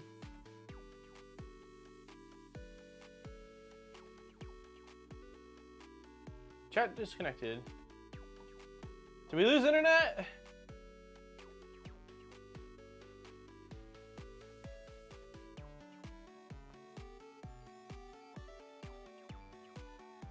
It says that we still have internet. Did YouTube go down?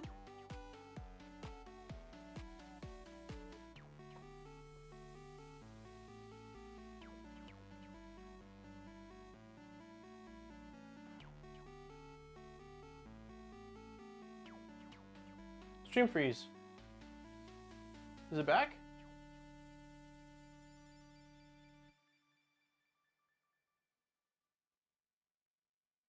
It's so weird.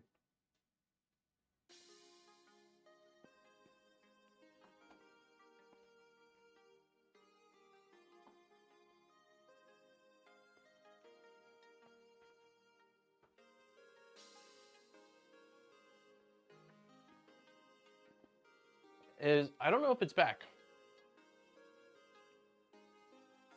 My internet seems fine too, so I don't know if it's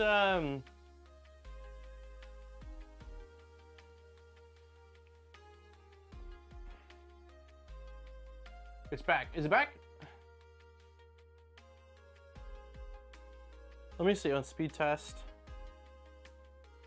Internet shows it's up, 100 down, 120 down. Weird. Yeah, it's back. I don't know. Is it a YouTube thing or is it a me thing? I didn't see, like, the whole time that it disconnected, the stream still showed green, like it was looking good. I don't know. It's weird. Hopefully it was just a freak thing. If you have not signed up for the giveaway, it is pinned in chat, and we are going to be drawing our winner in 15 minutes. It's YouTube? Oh, interesting. Okay. Yeah, because I was going to say, like, the P1P was still working, which would require internet for the cloud, and everything else was working. It was just for some reason YouTube that was down. Chat was down for a bit too, couldn't talk. Interesting. I don't know what I was rambling about while it was going down, but I think it was the bamboo printers. I'm gonna eat this sandwich. I'm gonna have 2 apples. And then we'll move on to the next part of this. I think that any... Hopefully that's just a support piece that breaks off, yeah. I think that all the parts that aren't really thin and fragile are fine from the initial batch of printed parts.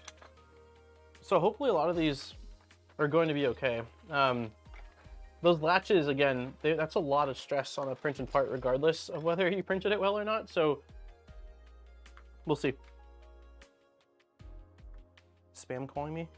No, it's hi. I think he's probably telling me that the stream went down.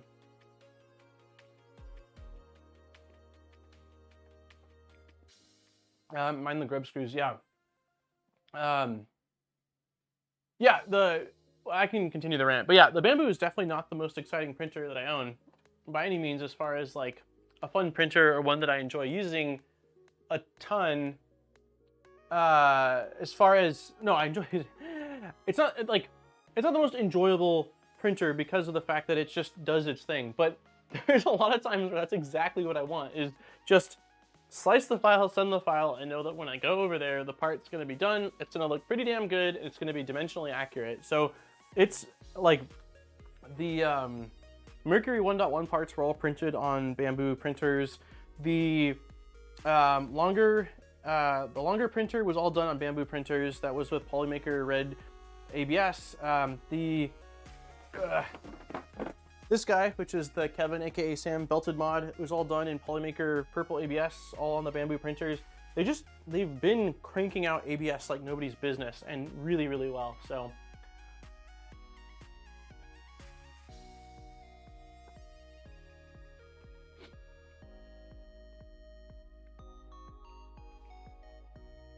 so what do you think about the LED razor I'm working on? I need to look into it more, but the thing I'm not certain about is how it's controlled. It will look like you can control it from within, like you basically have it set up so that you can control it from within the bamboo interface. I mean, it's definitely not very bright, so more LEDs equals better, but is the primary use for it to get better time lapses or just to add more lights to the printer? I'm just curious as to like what the primary purpose is for it. Is it for time lapses or just to add like cool factor by having brighter LEDs? Because I know that like when I've done some time lapses on the X1 Carbon in the garage, I've thrown one of these big light panels on top of the glass to look downwards, and it definitely helps the camera. Because in general, like if you don't have good lighting, even a really good camera won't be able to get super high quality video or image. I went to upgrade to the Clack Ender, my Beal Touch. Oh no! I tell you 6 things positive about a bamboo machine. Sorry, sorry, alien. My bamboo's most of the favorite. Oh, that sucks. Have you looked into the mod for the AMS then? Because even for the spool, like I have a lot of spools that don't fit the AMS, and I also haven't done the Hydra mod for it yet. But I just do the single spool setup then for those. Like when I had it in the garage, or the X1 that is in the garage, I have the AMS on top, and then I have the single-armed filament holder on the back, and they have a Y splitter where you can have both connected at the same time, so you can feed your single spool for larger ones and the AMS for ones that will fit in there.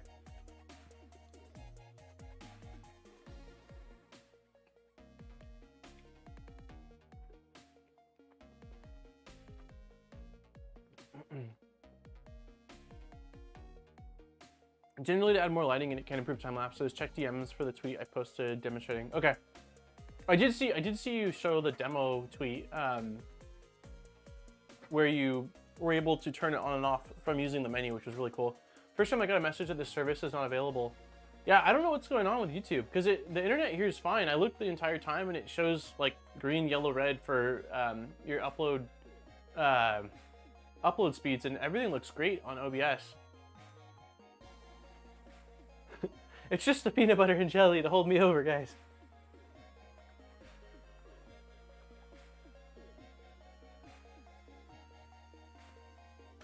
As soon as the giveaway happens, we'll get back to building. I'll stop chilling.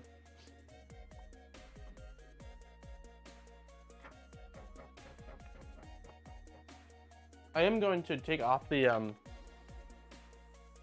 green arms, because clearly they're either not strong enough or weren't printed with the right tolerances or something.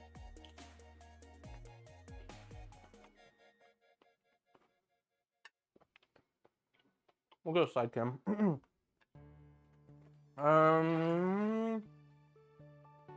Where did our...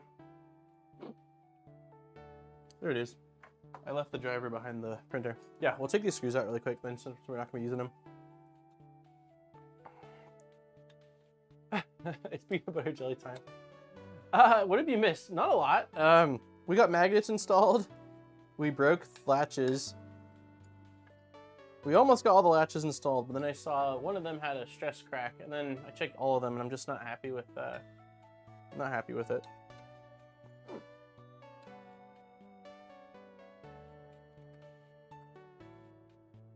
I don't know how anybody powers through streams without getting distracted. I just don't see how it's possible. I would print the rest on my other printers, but the Ender is my most dimensionally accurate. Oh no.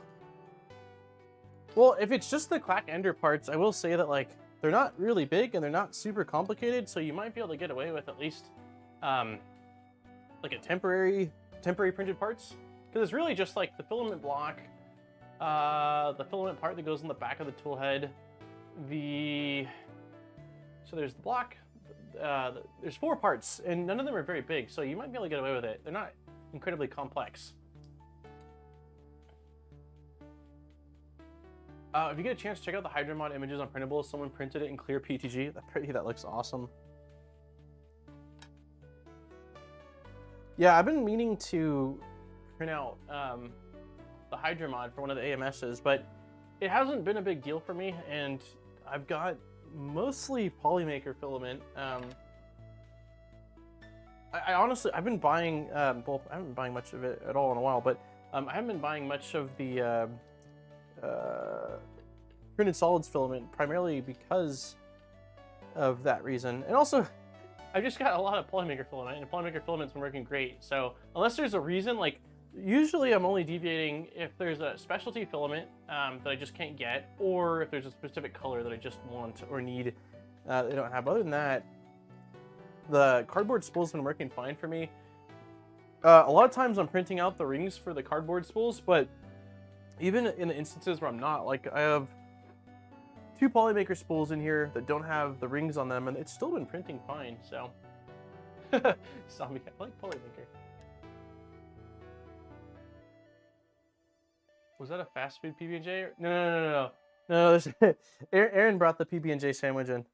She wants to start doing some prep stuff because it's so tough with the baby to like actually go and make food. So she wants to have it where when there's some downtime, she just makes like kind of grab plates in the fridge like that we can just grab and eat.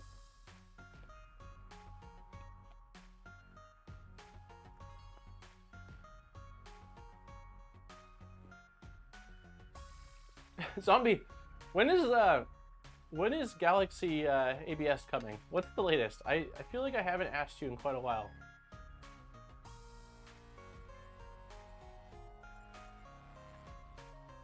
It's funny, I actually just ordered quite a bit more filament, Delmar, because most of the filament that I have is ABS, which is awesome, but when I'm not doing printer builds, where's my trash? I'll put them right here for now. When I'm not doing printer builds, I don't really use ABS that much, so I ordered quite a bit of PLA and a little bit of PTG.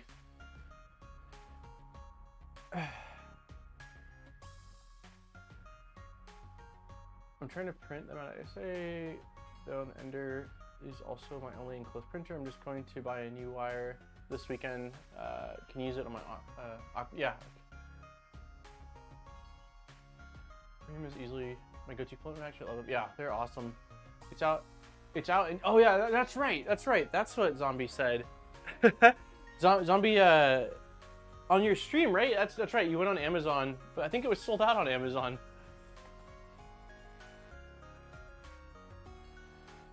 Five more minutes on the giveaway, and then we'll do that. Oh, crap.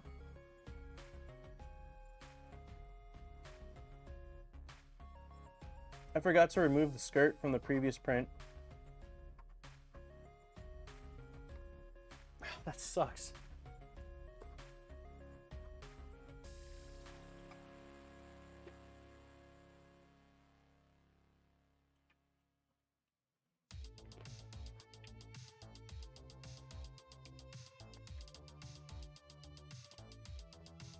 You should ask Zombie about Polymaker Gold.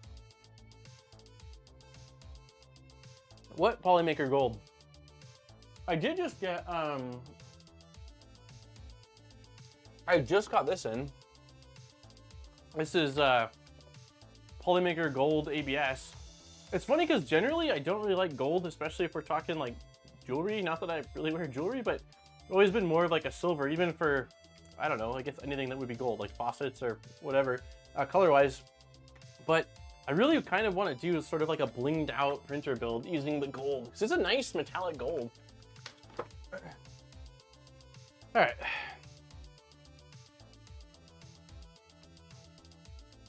Let's take out the parts we're gonna need for the next section, and then we'll do that drawing.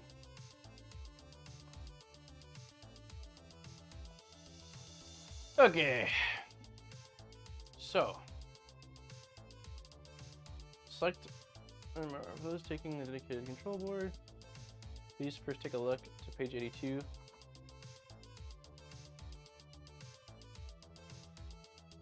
Users of the ERC-F board, skip this page. See page 82. That's a big leap.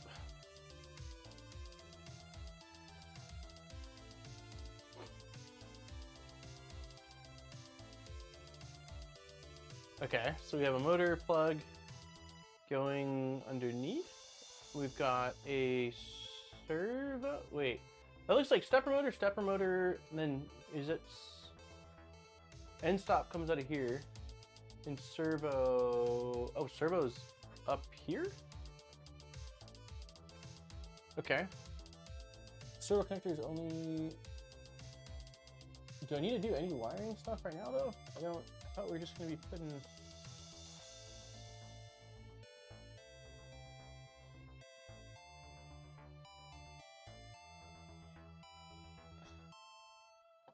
Preparing the wires.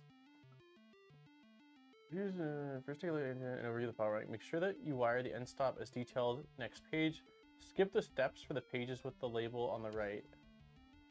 Okay.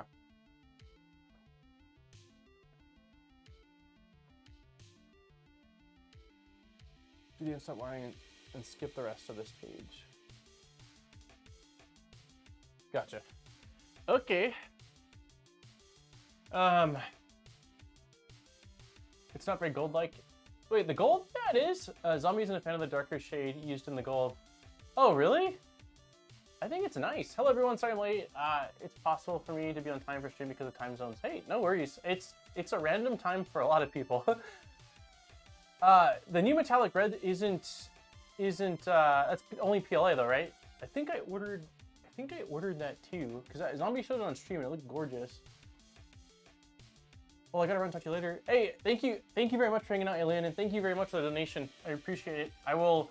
Part of the Jubilee build will be in your honor. Be tributed to you. Hey, what's up, Llama? Where did you find the manual for this? In the GitHub repository. I'm using. So this is the.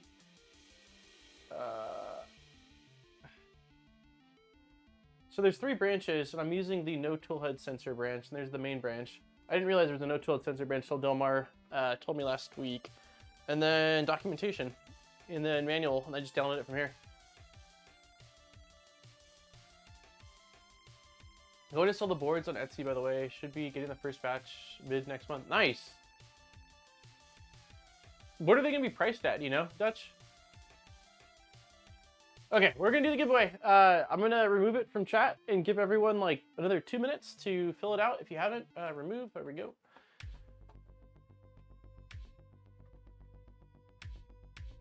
Okay.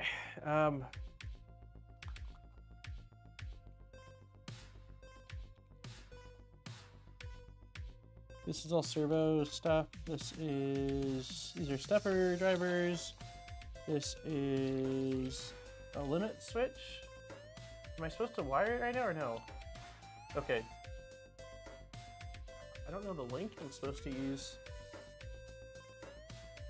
Limit switch wire.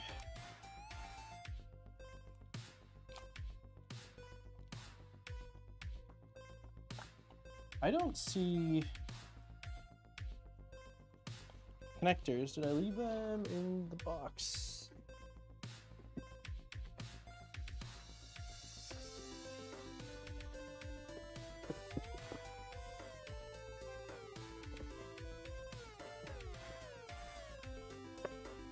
Nope.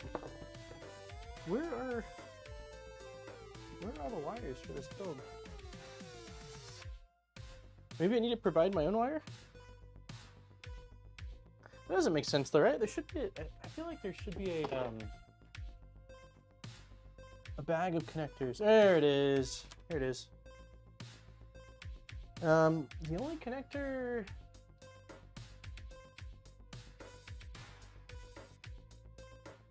The end stop wiring and skip the rest of this page. You still need to wire the end stop, also wire length. So for the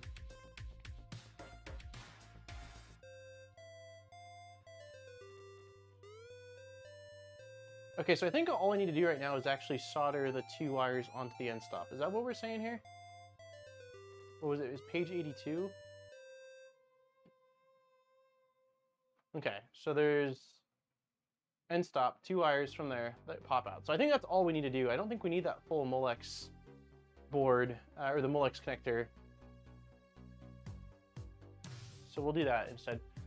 I'm 30% on my build and have still skipped almost all wiring except screwing in the end stop. Okay, yeah, I'm gonna solder just 2 longer wires to the end stop, so that way we have them before I install it. But let's do this drawing really quick. Let me quickly turn off the screen so I don't give away anyone's info on accident. 117 responses. Okay, I will have to really quickly download it then. Let's see. Actually, no, if I go like this and I go sort, where is sort? A to Z.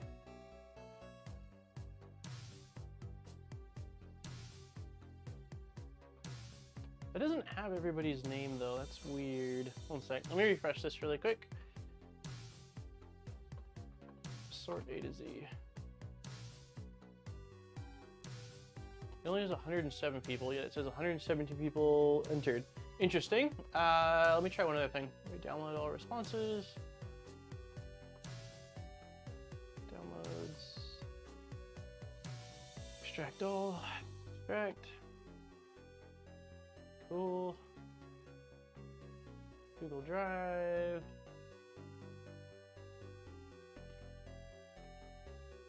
Always a process. Okay.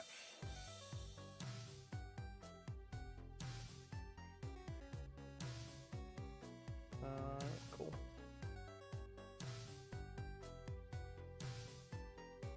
Okay, this should have everybody. Yeah, got everybody, 117 people, cool. All right.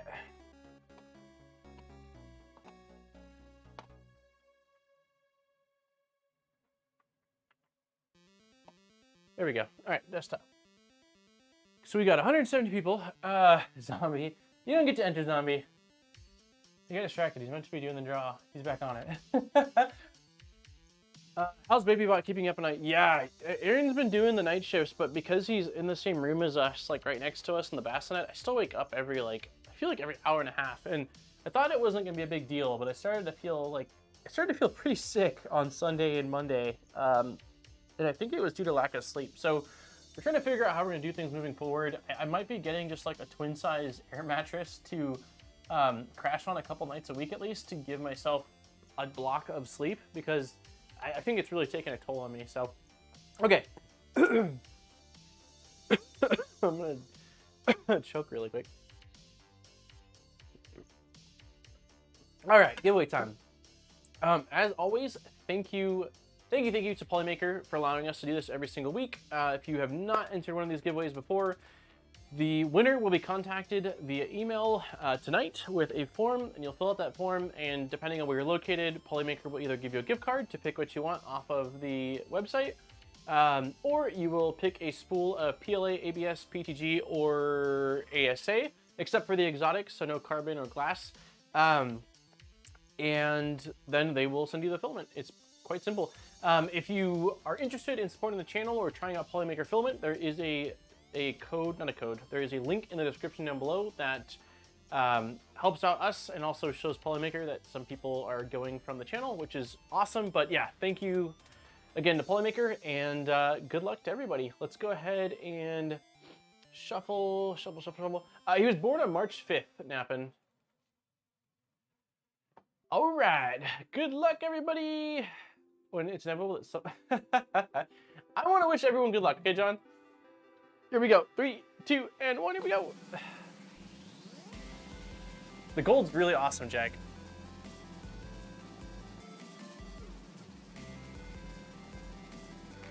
Oh my gosh. I think Red 5 won last week or the week before, so that would have been 2 in a row. Daniel Mount. I like your name, Daniel. It's good, strong name.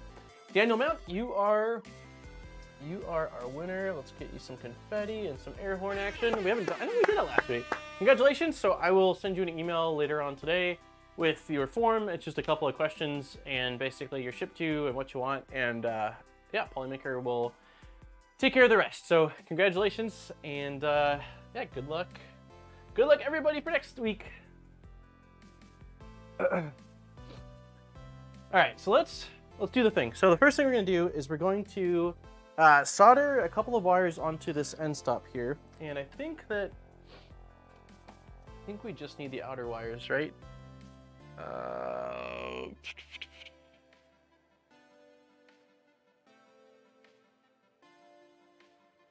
anybody know on the end stop? Usually it's, I feel like the outermost the outermost legs that we're using, but I don't see. Let me see.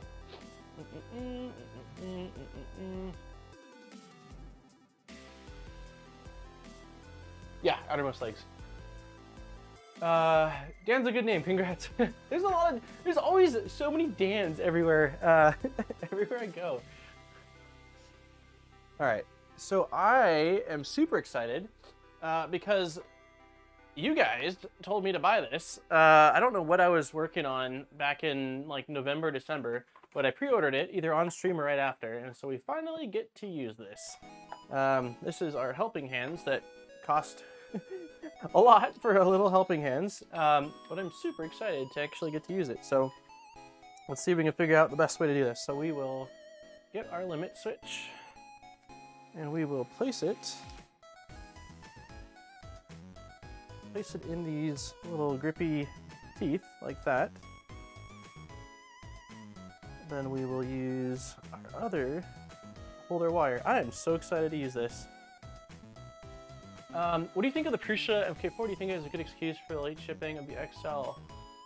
I don't think that was a good excuse for the late shipping of the XL. Is that what they they said? I don't think that's a good excuse at all. Is this wire gonna be good enough? What is this? 24 AUG. It should be fine. Yeah, no, I don't think that was a good excuse at all. I didn't see that they use that as an excuse. There's probably plenty of length.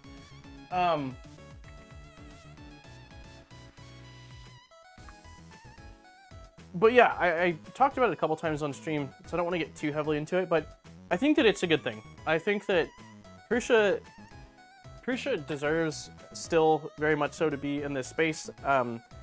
They do and have contributed a lot that a lot of other vendors benefit from. I don't think that the Mark IV is going to be stomping on everybody else as far as its specs and stuff like that go, but I'm hoping to get one. I'm actually canceling my XL order, and I am going to be getting a Mark IV. Because the primary thing I'm really interested in is testing out their extruder system, and there's no denying that the machine's a good machine, and getting that but a little bit more reliable with some more features and quicker sounds awesome to me. But yeah, I mean, I still don't think that it's going to be converting people away from the X1 carbon or P1P really. Where the heck? Okay, wire strippers. I'm pretty sure it's BTG Zombie. I'm like 99.9% sure. Yeah, these are helping hands. So they're called Omni Fixo. I was having issues on stream soldering something like last year, and like everyone in chat was like, "You got to get these. They're expensive, but they're worth it." And so I ordered them like 3 months ago because there was a really big lead time, and they just showed up. And so this is my first time using them, but they're cool. So you've got like they're magnetic. They've got oops, you can't see that. They're magnetic, right? They've got these little pivot, so you can pivot them in any direction. They've got these little like clamps, so you can clamp them down. You can stack, like if you don't need to clamp things down and you're just doing a board, you can put the board like on top of the yellow piece, then magnet on top of it to sandwich it in place. But yeah, they're, oh man, these magnets are crazy strong. But these little pivot balls, like allowing you to go to any angle then pinch down, are pretty sweet. So I've only heard good things about them. Again, they're pricey. I don't know. I think I paid $65 for them, and do I think that they're worth that much? I don't know. But the way I saw it was, hey, if these are something I can use for forever, then whatever, you know, it's fine. I'd rather have really good set and versus spending money on a different set that I won't end up using. Because I've had like the really inexpensive helping hands. I think like the Harbor Freight ones I've purchased at least once or twice. And I don't like them. I don't use them very often because of that. So, yeah, I'm excited. We'll hold up an enclosure. Can video. Oh, thank you, Zombie. That's right. I saw that you said you were reacting to my can video. I wanted to watch it. I wanted to watch you reacting to the video that I made, just to see, be like, oh, Zombie didn't like that part. Thank you, though. It was a lot of work. Not necessarily. Well, the video was also a lot of work, but kind of figuring out things in a way that I thought would make sense for people was probably the most work. And a lot of it too was like I wanted to have enough information to allow people to watch it and get what they needed without overwhelming them. That's always like the toughest balancing act for me. Is there's so much info that is good info to know, but not mandatory info to know. And that's like the fine line I always try to walk on and kind of struggle with sometimes when trying to decide what makes the cut and what doesn't as far as content in a video.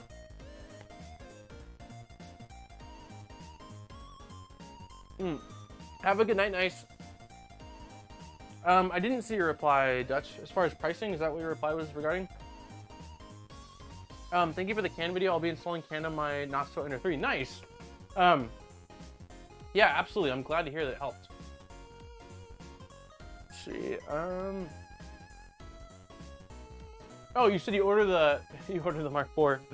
You ordered the fully assembled one then?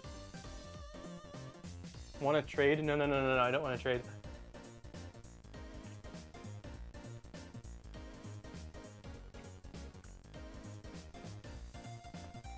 Okay.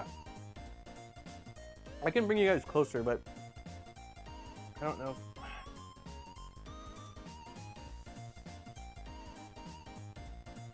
Probably about as close as I'm bringing y'all. We'll go manual focus too, so that way I can specify. Okay, so really quickly, just gonna tin the wires. I also, where is my? Huh. I don't see my little, the nozzle cleaner that I normally use. Alrighty then, we're going in with pretty soldering iron. Also, these are way too long. It's okay, I'll cut the ends off. There we go.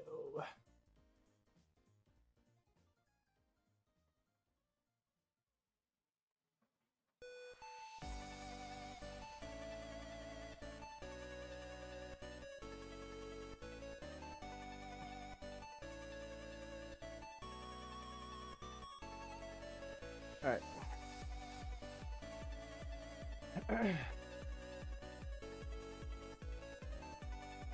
I expect the. Oh, what did I miss?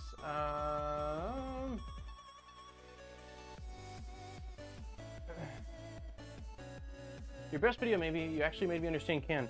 Well, that's awesome. Thank you. It's funny because that video, some of the initial comments were this. I watched this video and still don't get it. And I think that there's some things, right? Like, I can't teach everything about the subject matter in one video. And so I think part of it is like, yeah, if you don't really understand Clipper and you haven't done a little bit of digging into can, you're gonna have to do a little bit of your own homework. And that's sort of I tried explaining that in the video, I think, towards the end, really. Like, hey, this is a complex topic, yada yada. But, wow, it is really nice to...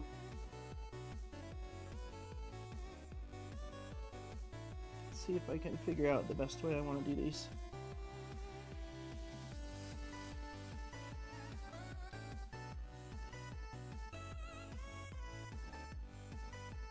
It is weird having that level of like exact control on the wire. That is very nice. Yeah, they're expensive, Cube. Don't get me wrong. If it wasn't for everyone in chat basically saying like, no, trust me, like these are where it's at. And also like other people too that I know that do a lot of soldering, I wouldn't have ever spent the money on them. Probably should have tinned the limit switches, but it's okay. Yeah, that worked really well.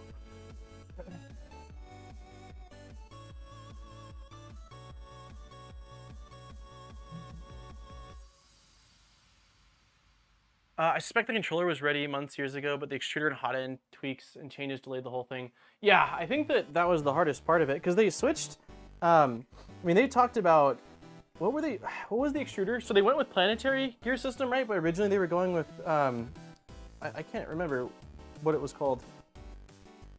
But they completely changed that up. And I think that probably set them back. The price going to be around $50-$20, trying to price it similar. Okay, nice. Cans of soup. Cans of fast on top of the moment in this application. Expensive, but very, very worth it. I can't wait for more companies to go that route. An investment, yeah, totally. Tools are also just generally expensive, and STL for that helping hand board. Yeah, I'm not saying that everybody needs this. There's lots of other helping hands out there that I'm sure are fine, but the way I saw it is again, there's a fair bit of soldering that I end up doing, and I have done over the years, and so if this is the end all, and I don't need to get anything else ever, then I'm fine with spending the money on it.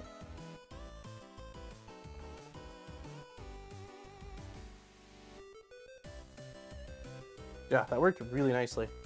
Compared to, if you saw my other stream of me struggling, I still think I probably should, no, we're fine, it's just a limit switch, that's good. Okay. Can always use a tester, let me know if you're interested. Okay, sounds good.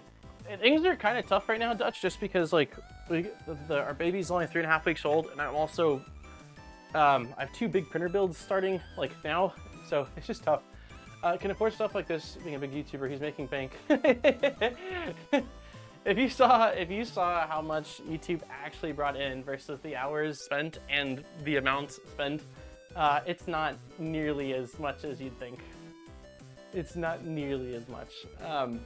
Let's just say, so I work full time, which most people here know. I work for Lightburn full time. If I didn't work for Lightburn full time, with just YouTube on both this channel and the other channel and all the sponsors, I wouldn't be able to keep the lights on. Like, I couldn't pay rent and health insurance. Just those 2 things alone, I'd be under almost every single month. So it's not a lot. It's really not.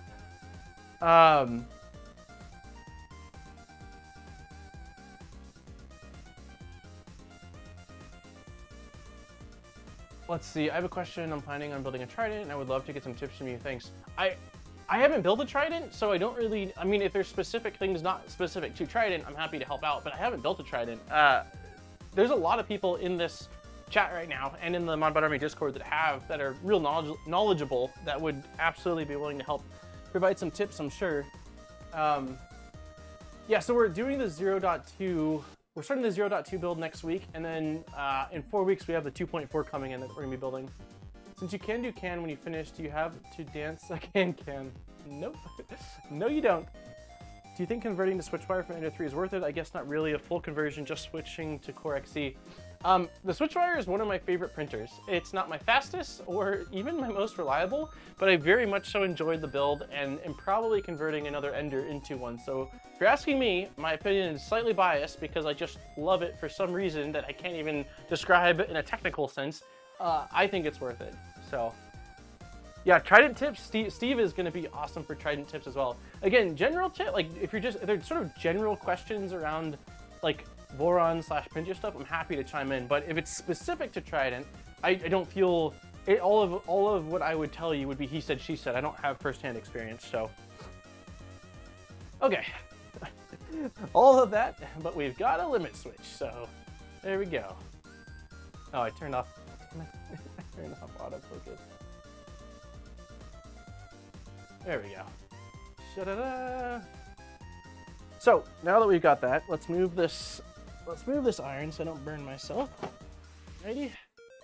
Eat another apple before they totally brown.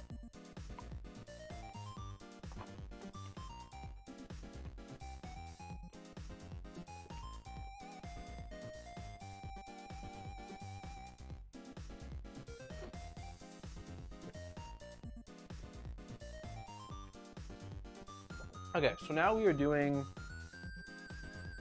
some heat inserts. We got those. Heat inserts are right here. Some more soldering, I guess. Just we'll grab the other iron. I have my other soldering iron that's specifically used for heat inserts. I just don't want to get any ABS plastic on my good iron. Yes, more in general, just building tips and things like that. Again, thank you. You're one of my favorite YouTubers. Hey, thank you very much, Red Boom. I appreciate that. Yeah, I mean, I would say probably the video I did on my first V0.1 build might have some stuff that carries over, but the primary things I'd recommend are going with a kit versus self-sourcing. Self-sourcing, yes, you get more control over what you're getting, but man, there's a lot more variables in terms of quality and did you order the right thing or the wrong thing from the AliExpress link and all that good stuff. Triple read every page on the guide. The good thing is with the Trident is you don't have to worry about things like preloading nuts. That was like the V0 is much less forgiving, I think, than most of the other builds because you have to preload nuts, and if you don't, you're kind of screwed unless you use like the special 1515 nuts. But yeah, I don't really know. I mean, take your time, ask questions. The Discord, I mean, both the Modbot Army Discord as well as the Boron Discord are awesome places to ask for help. If there's specific questions, I'm happy to chime in on. But I mean, really, it's, you know, it's great. You're gonna love it. Is the Ender 5 Plus to Mercury 1 worth it? I would say yes, Rob. I mentioned earlier though that if you're doing the Hydra, I would just get extrusions. Like, I mean, I guess unless you have the print already, then why not? But you're replacing everything if you go the Hydra route. And the aluminum extrusions on the Ender printers are not necessarily square or cut nicely. So if I was doing it over again, and I knew I was doing the full conversion, I would probably just rather start with sourcing the extrusions versus using the extrusions from the Ender. But yeah, if you're doing just the top conversion part and keeping the base, then yeah, the Mercury 1.1 Core XY motion system with their toolhead and all that is awesome. V0 was more difficult than 2.4. Yeah, I believe that. I just think that everything's smaller, it's tougher. Like, you can strip things easier, you can forget to place things easier, you can drop things, like, just so much. I like streamers with cats, especially orange ones. Oddly specific. The only streamers I know with orange cats are Zombie and Steve. What are we doing here? So we need... Whoa, whoa, whoa, whoa, whoa. How do you get... How do you... These inserts right here.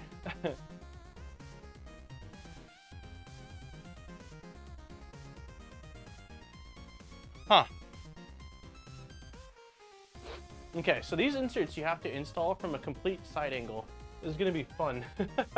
I've never done a full side like that, so let's see if we can do this.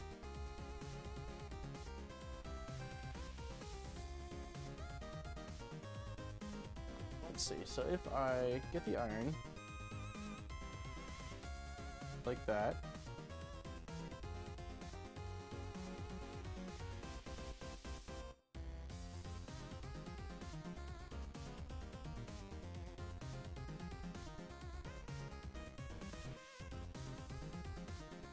what a crazy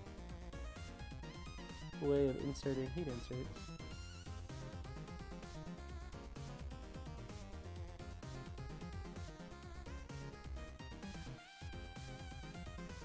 Ah! I touched the ABS. I think I got it. Definitely not the easiest to insert. Just put the insert in and then have a flat object to adjust it to be flat. Yeah, I think I did a pretty good job actually. It probably has like another fraction of a millimeter that it needs to go in, but I think I did a pretty decent job. One second, let me do like one last little adjustment here. Yeah, I think that's pretty good. Let's do it again, but let's see. Pretty flat, pretty flush. I did definitely, the tip of the nozzle totally hit the ABS on the far inside, but it's minimal, and I don't see that causing any issues. But it's definitely a little bit more of a dance than your typical heat inserts.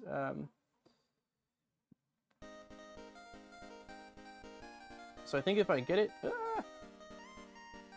shit, hold on.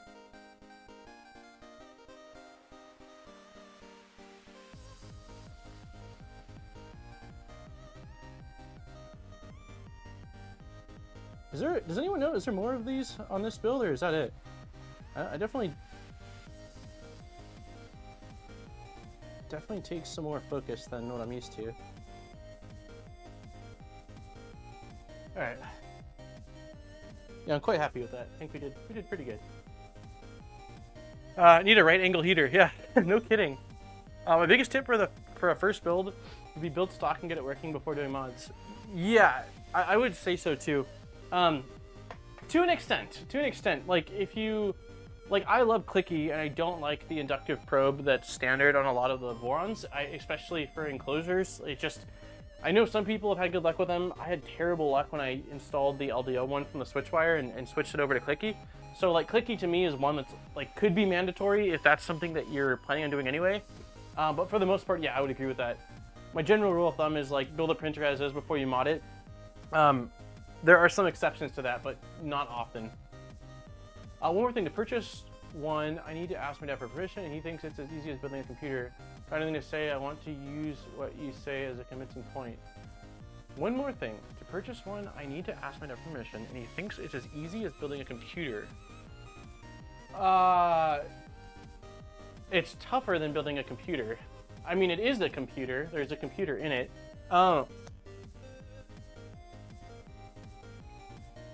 What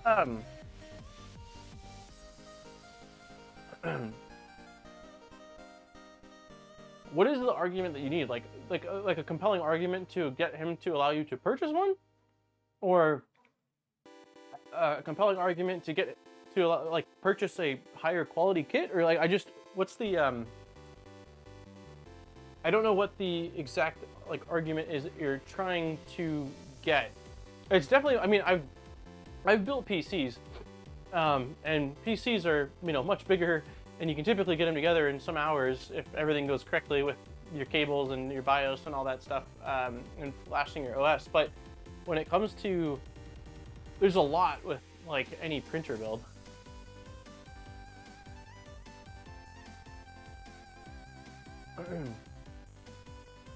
Yes, you should switch to the more. Oh, no, I'm better printer, but it looks kind of interesting. Clicky or tap is okay to build as a first. Also, Clockwork 2 and Stealth Burner is okay mods as a start too. Yeah, Clockwork. I've really enjoyed the Stealth Burner and Clockwork 2 on the Switchwire.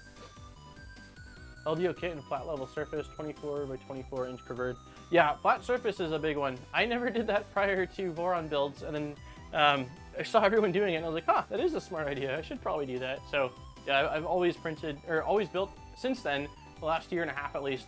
This is quartz, but quartz or like they have flat marble or granite, whatever you can find.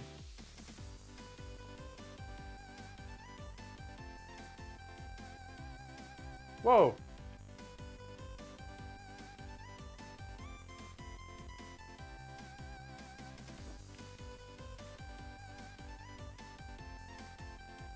For those inserts, I use a long screw to make sure the insert is pulled and square.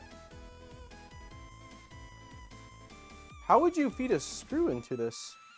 Oh, from the other side, duh. Okay, so basically saying that building a Voron won't teach me anything, and I need to convince him, it will. I'm sorry, I'm definitely not phrasing this as I want to. Hope you forgive me. Oh, you're fine. I would say this, and so I wouldn't even say it's unique to Voron, but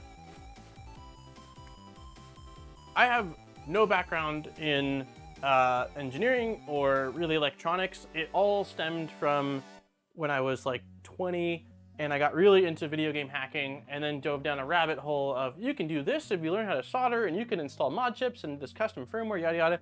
And then I got into 3D printing, and it was just like I can make things on a computer and then they're a physical object. And so from my perspective, 3D printing and building 3D printers, because my first printer was not a kit, but then I had to basically rip out its internals and custom build it, and then the second one was a full kit.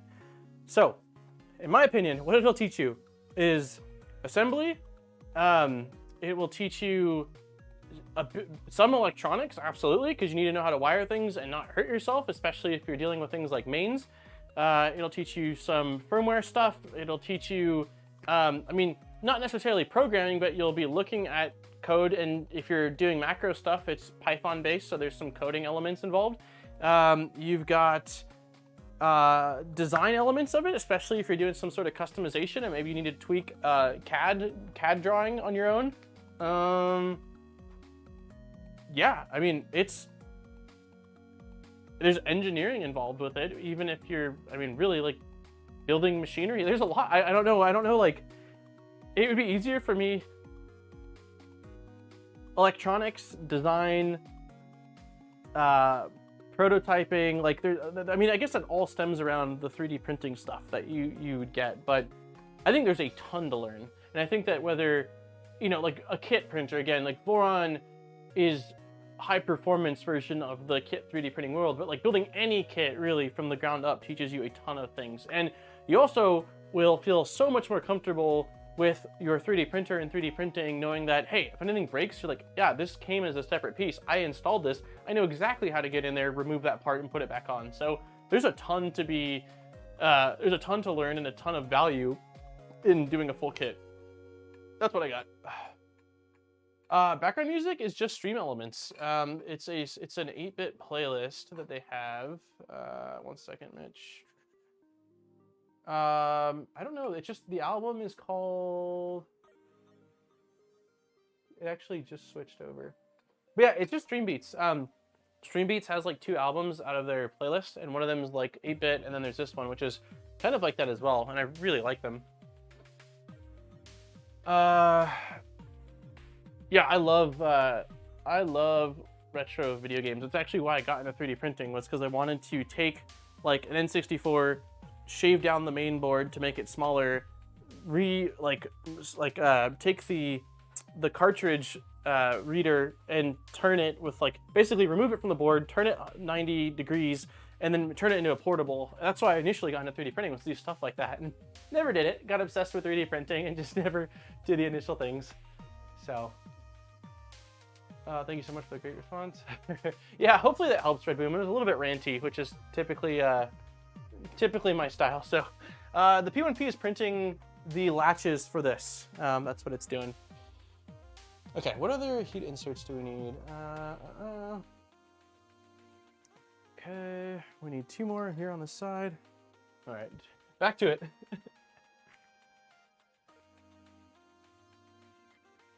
We need 1, 2, looks like 3 more, and that should be it. In this piece, at least.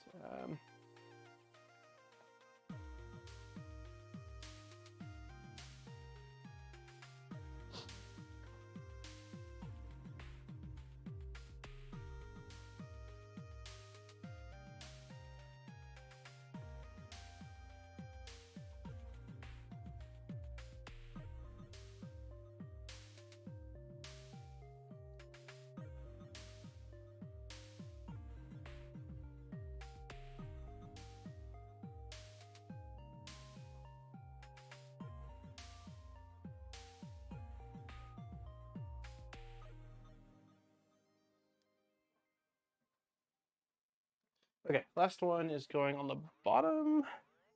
This side? Yeah.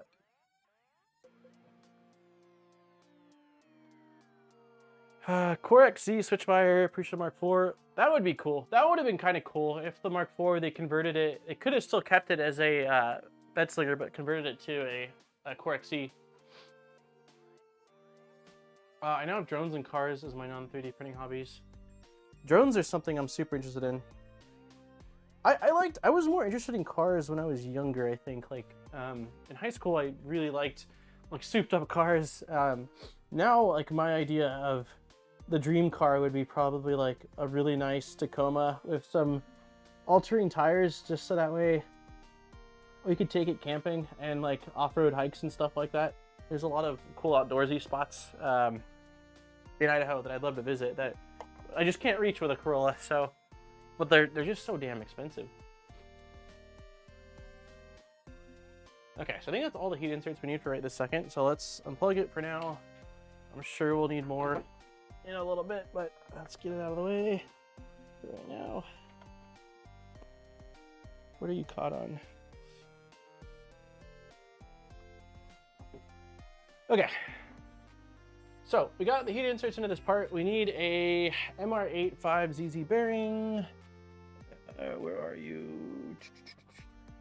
gun, gate spells, BMG, nuts, BMG, microfit, pulley, I guess, where the hell? Where are you? Oh, it's in the same slot. Must be one of these little guys, yeah. Alright, so bearing is going into... Ooh, hopefully it fits in that slot. It looks kind of like... Dream car as an adult, reliable and paid off. Yeah. We only have one car between Erin and I. When we were first dating, Erin had a slug bug that she loved. This little green slug bug. I couldn't stand it.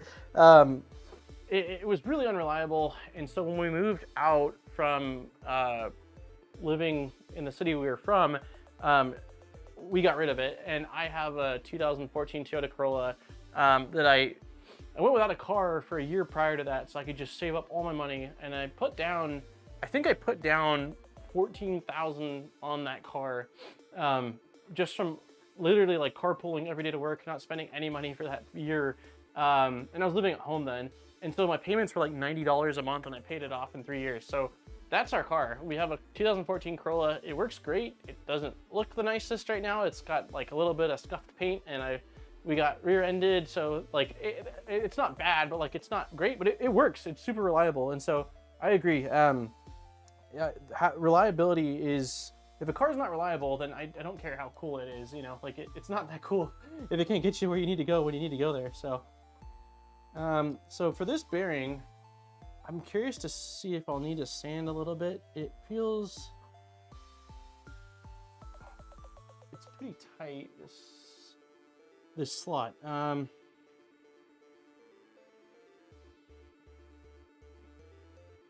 If we're gonna push it in, I want something really flat.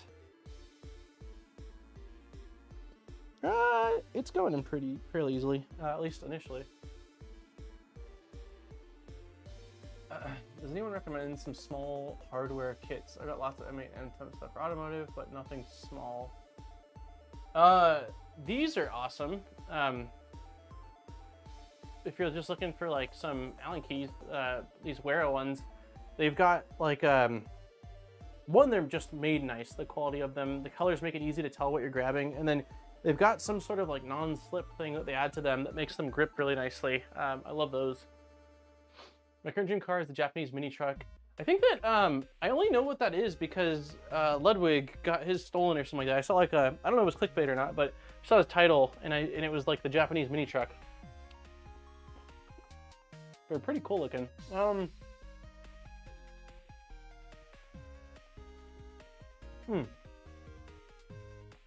We're gonna use this big Allen key to push the bearing in place because it's nice and flat. Yeah.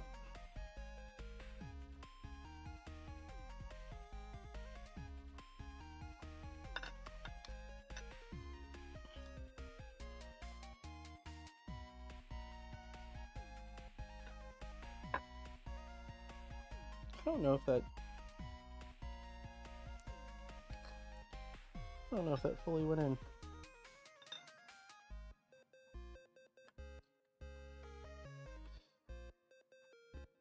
Is there a bigger one or is this the largest one? Oh, this is the biggest one.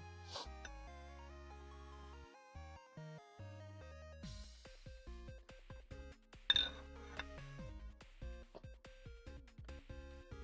think that's about as far in as it's going.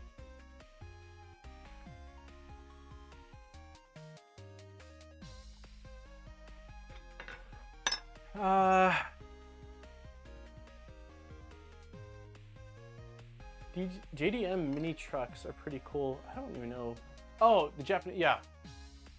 Modbot is in Subaru country. Yeah, both my parents have Subarus actually. My dad has a Subaru Outback, and my mom has a slightly larger one.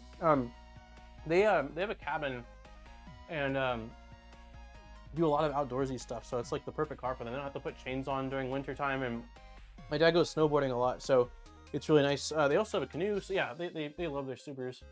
I wouldn't say no to a Subaru. This bearing is bugging me though. My concern with sanding is that if I sand, I'm worried that I'm worried that it won't fit in tight enough. I wonder if it doesn't go fully into the slot, if it's still going to be fine. We're going to leave it for now. We'll see what happens. I think it can still go like a millimeter further in there, but I just, it's flush with the surface, roughly. So we'll leave it. Unless I can, let's see.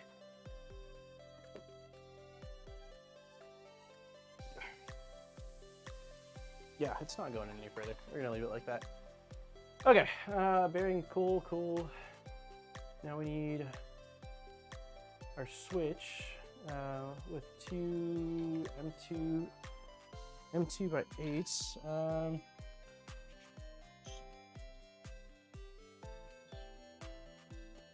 Don't see a lot of the things. Okay, these are them.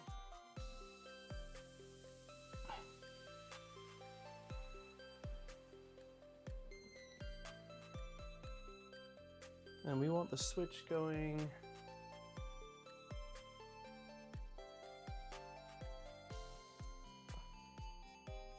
No, we want it going like that.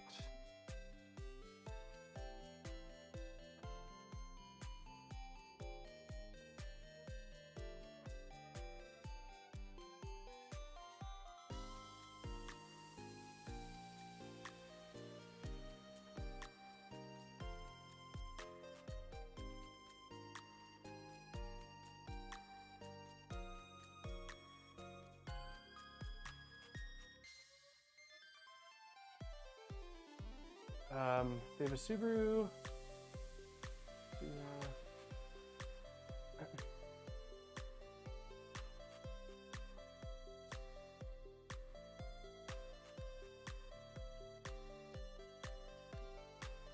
Yeah, part of the reason why I want a truck too is there's like some big stuff that I need to order sometimes, like whether it's big sheets of acrylic or like getting big things of wood from Home Depot. And right now, like, the biggest I can get is 2x4s that are 8 feet long, and they fit exactly the length of the car if we put the trunk down in the Corolla.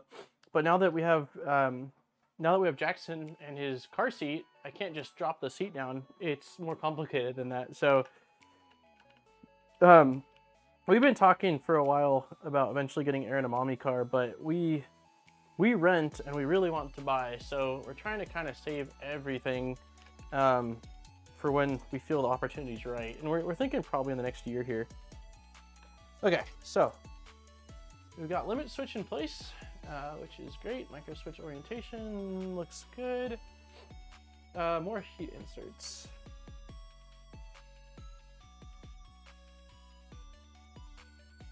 And I'm really worried about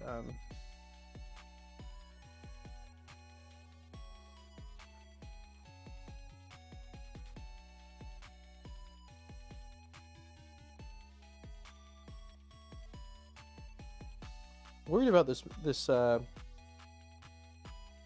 it already popped out.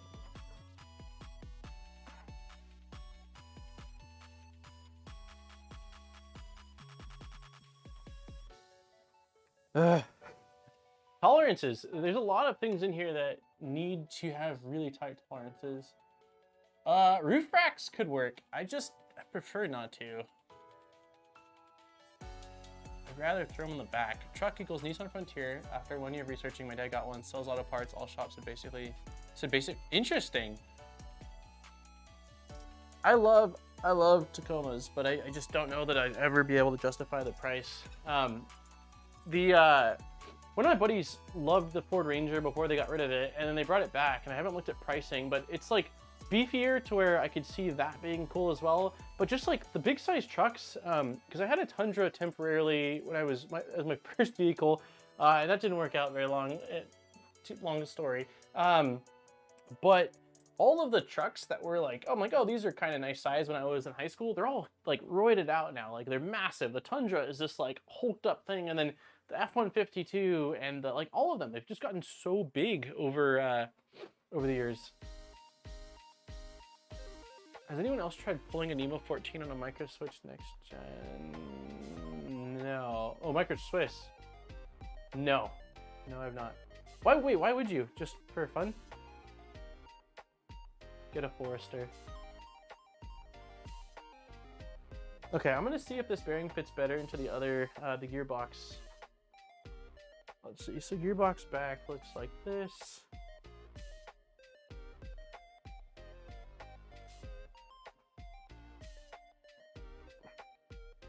It's still a tight fit on this, man. You said, yeah, Zombie, yours was assembled when you got it. I'm just curious, like, if it is pretty common that everything in this is just such a tight fit. Because I printed all these on the P1P, and typically the X1 parts are pretty damn close as far as tolerances go.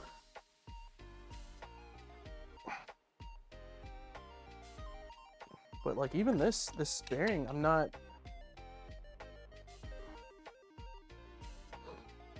I think I might need to do what Delmar said, which is get a little bit of sandpaper. We'll do it after this. Let's get the heat inserts in this one as well. There's only four in this one, and then I'll grab a little bit of sandpaper. Let's see.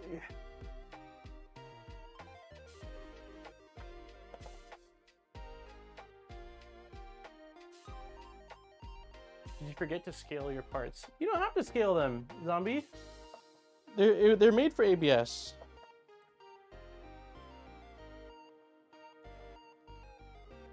I did print out that tolerance test. Not with, I will say I didn't print out the tolerance test with these parts. I previously did, so yeah, you're right. The Maverick is full electric, or no? Maverick's the hybrid one. Because there's the F-150 Thunder, right? And that one's the, that one's full electric. Full electric. Electric, wow. Words are tough.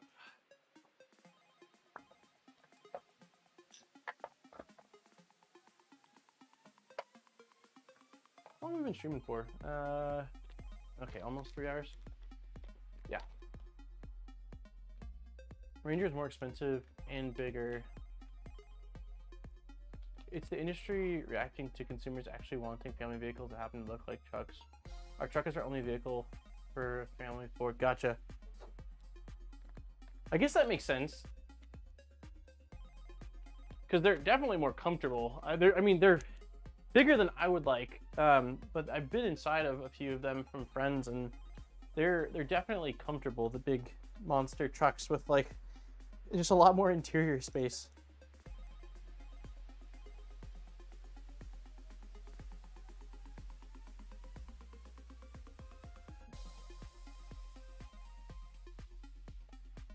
One last apple.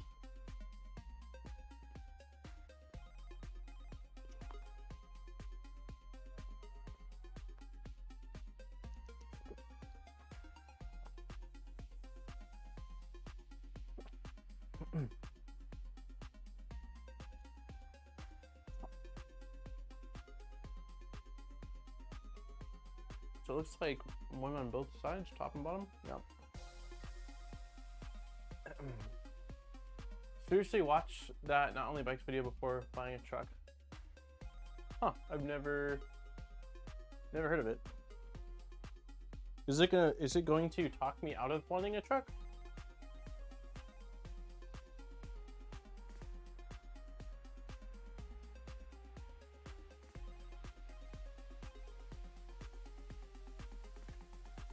Just so everybody knows my game plan, since next week we're jumping into the 0.2 build, and this is going to go back on the shelf for a little bit. The things that I plan on doing off stream to prepare for the next time we continue this is make sure that all those latches fit well and they're in place. Make sure these bearings are in if I don't get them perfectly situated now, and print out all of the numbers in dual color and get them installed on the filament blocks. So that way, well, that will all be done when we do continue on to the next part of this.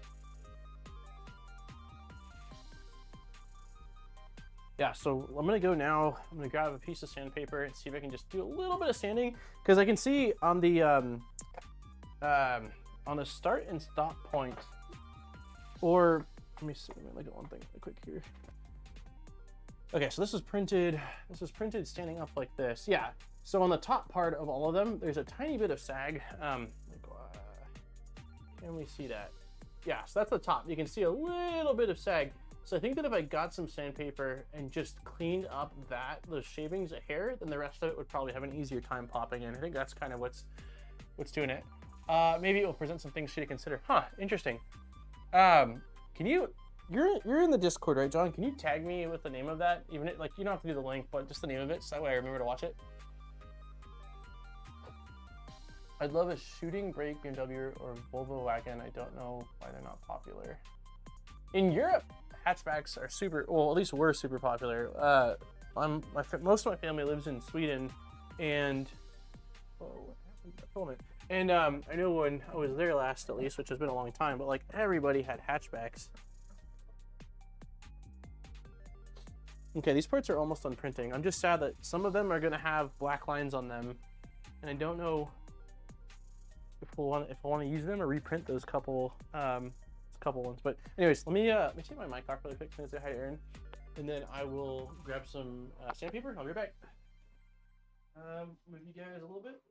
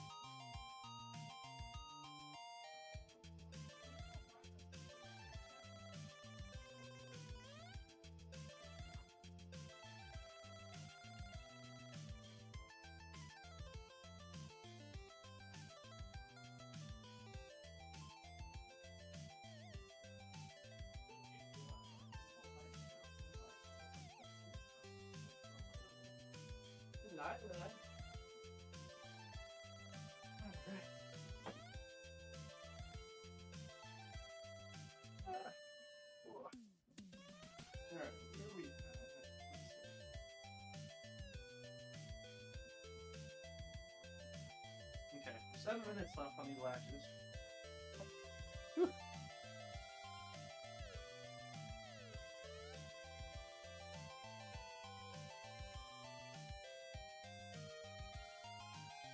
Cool. Thank you, John. I like being able to go to the store and park. A lot of people in Idaho have trucks. Yeah, a lot of people here have trucks. But yeah, I will say it is definitely easier to park when you've got a little Corolla versus some big old vehicle. What is going to be the easiest way to sand this? I'm thinking like let's see, if I tear the sandpaper down and I put it on like the end of something like this.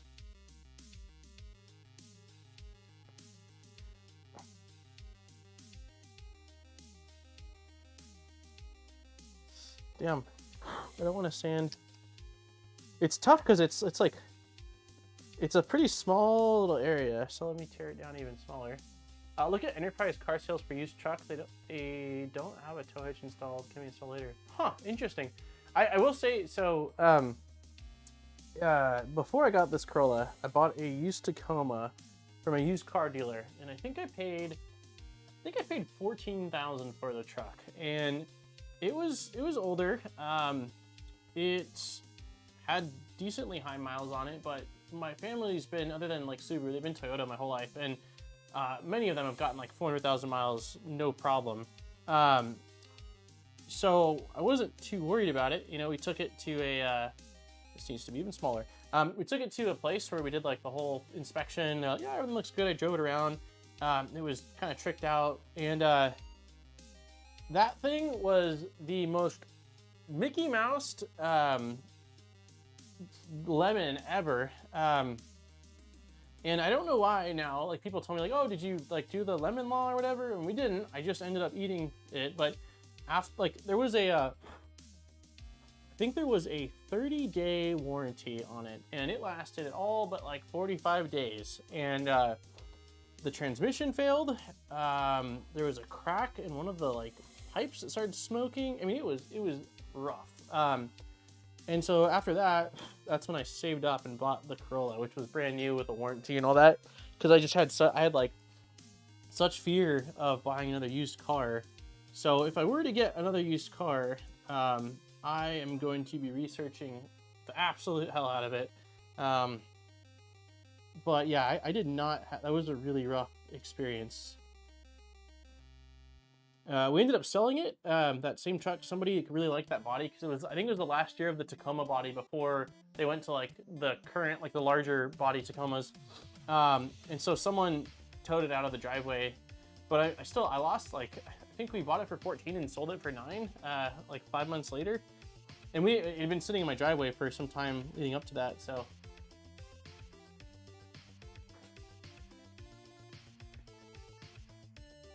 Tricked should have been a warning. I agree. I mean, it was a younger me. So if we bought the Corolla in 2014, it would have been 2013 me? 10 years ago, I would have been 20. I was a 20-year-old. You know? Yeah, I was 20 years old. So I can't say that all of my priorities were straight. And what my, like, you know, and what I thought was important. Dude, these things are a pain in the rear to get in. I'm almost tempted to take like a small X-Acto. Do I even have a small X-Acto anymore? I do. And see if I can just slice off that tiny bit of kind of sag in the part.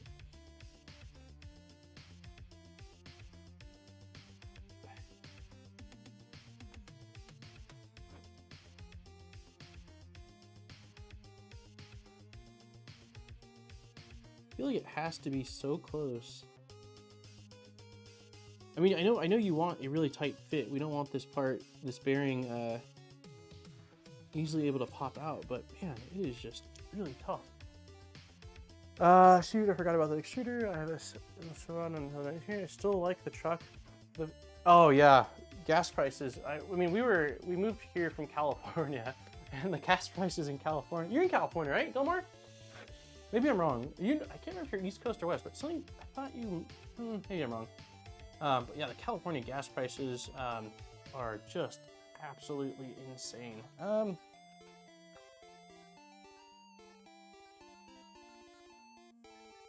Can we push it in with this?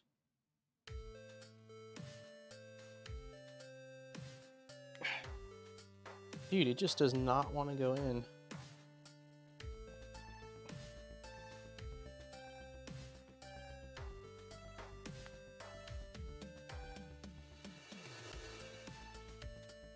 I'm at a loss. I'm probably just gonna have to sand the crap out of it. I feel like if I took a mallet and banged the bearing in, it would be great, but I don't want to do that because I know that it's quite easy to damage the center of these bearings.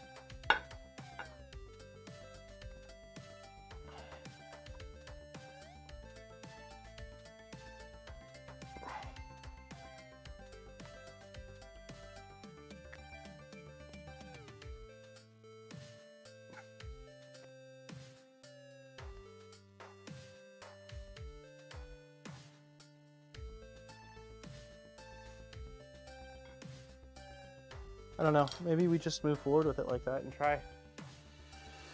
Use the base of the hex driver. I feel like I've tried.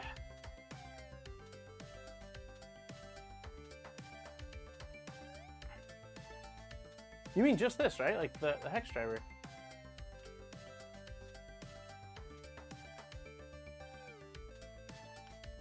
Let's see if I can sort of brace it against this granite, or this quartz top.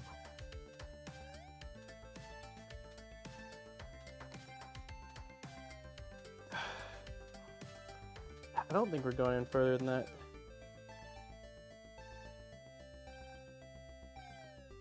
We're gonna roll with it and see what happens. Let's try it with one more bearing. We'll do the same thing on this one though. I'm just gonna take the X-Acto, try to cut out that little bit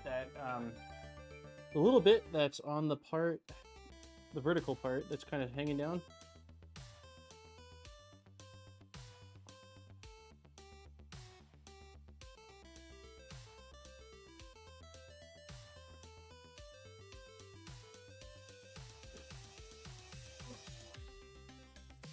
All right.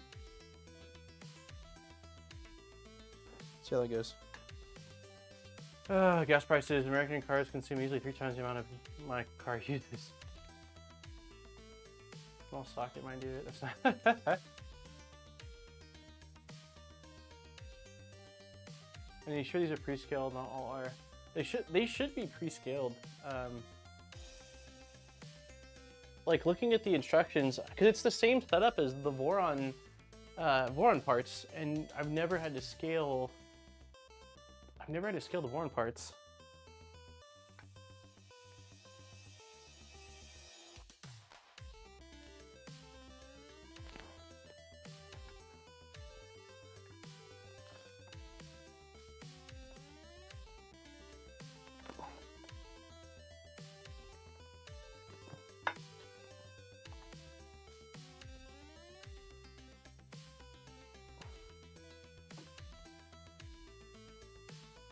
I wonder if once we have everything in place, if it'll help with holding these bearings in. Like, yeah,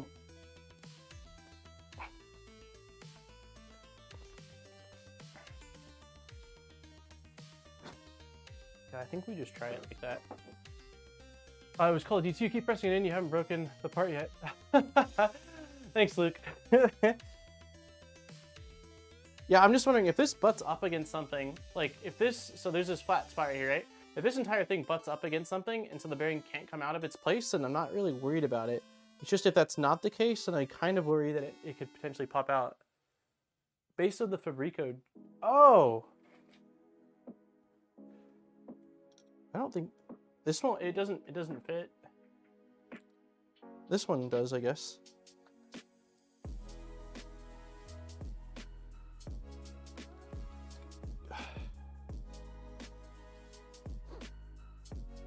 Yeah, I don't know. We're moving forward. we did our best. All right. I'll know once we put the connecting pieces together whether we're okay or not. Okay, so this looks like. Is this supposed to be? In case you're using a NEMA 17. Okay, so NEMA 14 versus NEMA 17. I'm imagining it's this flat guy. Do you have a file? I don't have a small file. I don't have all the files I have are large. I need to get a small file. So I think this is the motor we're using for this part. I don't know. Let me see, I've got. So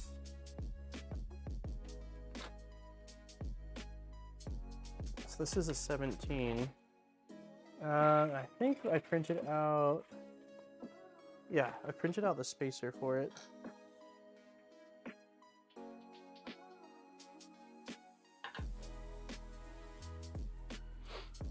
Hey, what's up, Andrew? Oh, nothing. So, the issues we ran into are, one, these latches. So let's see if these new ones are any better. I only reprinted the black parts, not the accent parts. And the accent parts, the way I printed them before, they definitely weren't as strong. So these guys were snapping. So let's see if we get this one. Now they're reprinted. Oops. See if they fit any better. So this is one of the issues.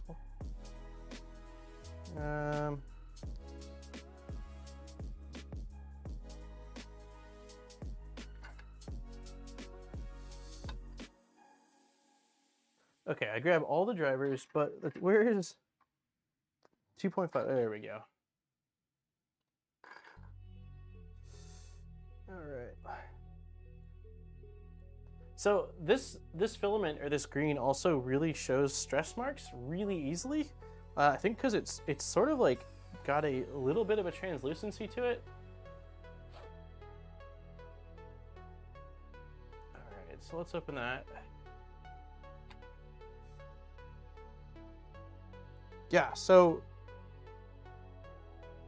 even just doing that,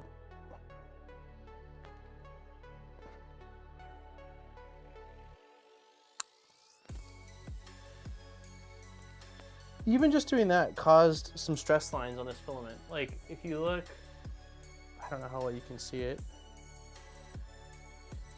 Let me see if I can create it, because I printed an extra one, so let me see. Yeah, it like, I mean, just barely opening and closing these latches. I just installed this on. And there's already a stress mark right there.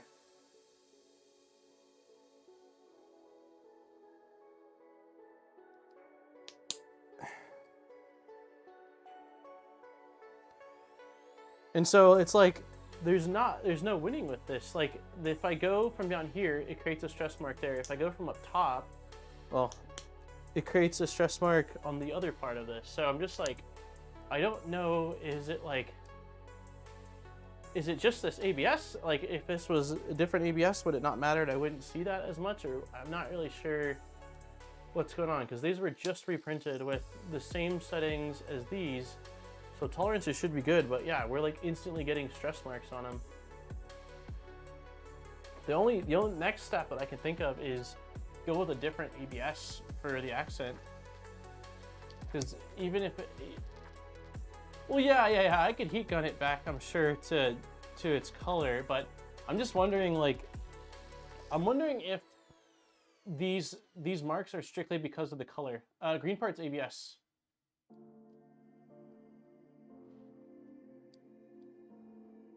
Francis says just file it a bit. I can. You mean file the black part that it's hooking onto and not the green part?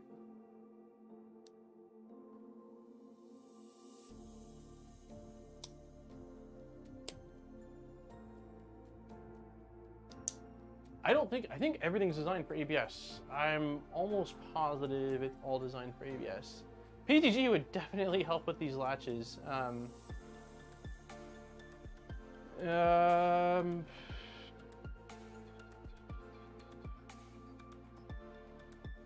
Yeah, the ERC-F was tested only with ABS, so I recommend use ABS to build it. So yeah, ABS is what's recommended.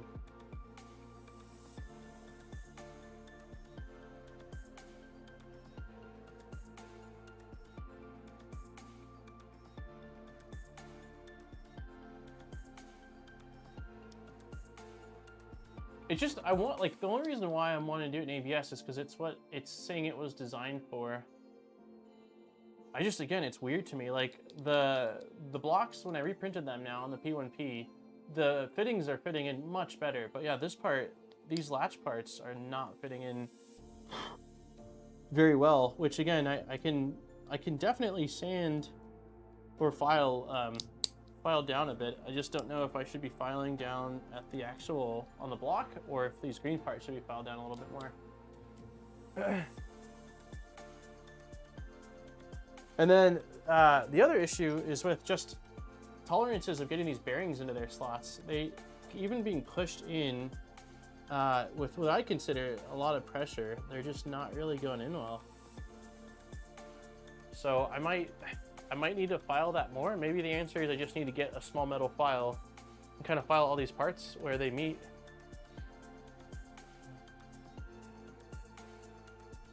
Golden Jaguar did his in PTG.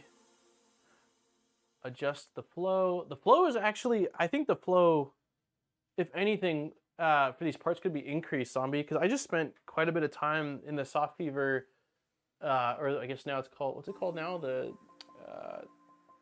whatever it's called, the Soft Fever Fork 3 name, going through both the flow tests, like the larger flow test, smaller flow test, and then pressure advance for the ABS. So I just did that.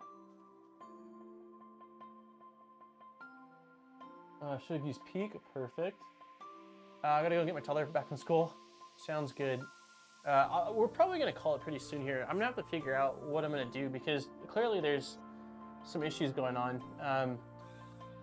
And I have a couple of options, which are, again, do I want to try to file around stuff? Should I use PTG? Should I try a different ABS? I think before I do a batch of anything else, I'm going to test fit a few pieces here. Orca, that's it, right? Orca. For some reason, because I know I want to call it Killer Whale Slicer. Perhaps the additives in the color make it mechanically suck. Scienceberg. It's possible. I've been using this green ABS for the latch on the switch wire, and it's just less aggressive of a latch. So maybe again, that's just really the issue. But also the latch on the switch wire, or the latch on the after stealth burner, sorry, or the afterburner is a beefier latch. These are pretty thin latches by comparison. Like if you look at that point right there, I mean that's not a lot. And if you're putting pressure on it, it's pretty like, yeah, it's very, very, very easy. So I don't know, again, is it this ABS that's just weaker than normal? But those are some pretty aggressive stress marks I'm not used to seeing so easily. So, unironically, print a swatch truck. I'm wondering if the P1P slicer is compensating for ABS shrinkage and the parts are already modeled to the size. That's interesting. That's possible. I don't think it would be doing that, but it's possible. I just don't think they would be applying a scale factor on their own. I will proudly never buy a Bamboo Lab.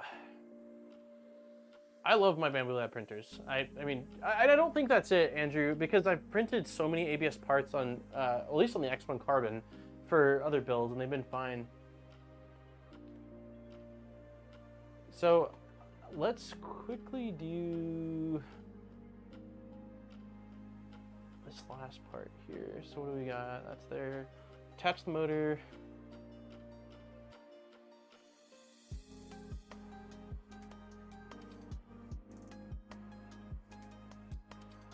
Yeah, there's a lot of parts before that. Yeah, I might just print out a few parts. Let's go to me. I might print out a few parts in a different ABS to see that as a starting point. And then I also might print out one of these parts with a tiny bit of scaling. For the bearing spots mostly. Everything else seems to be fitting well, but it's the bearing spots aren't fitting well, which is just weird to me. I don't know.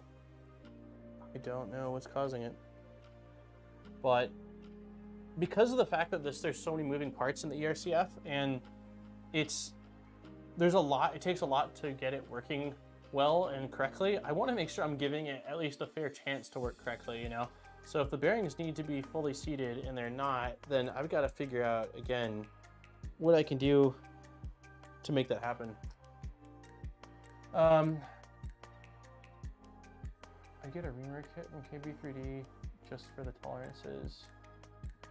I think mine were pretty tight. I ended up pulling on where the latches were instead of the tabs. Yeah, I pulled on where the latches were because someone recommended that, and it also bends the part on the inside. Also, I'm a little bit of a goof because I did end up ordering a reaming kit. I didn't get it from KB3D. I'm sorry, KB3D. The only reason why was because I wanted it really quickly, and I couldn't get it quick enough from them. But one sec, I gotta cut this open actually. I forgot I ordered these. Steve's the reason I ordered a set of these. Mine was printed in Polymaker ABS and does the same. Oh, yours does the same in what way, Francis? You're saying that the latches crack, or the bearings have a hard time fitting in?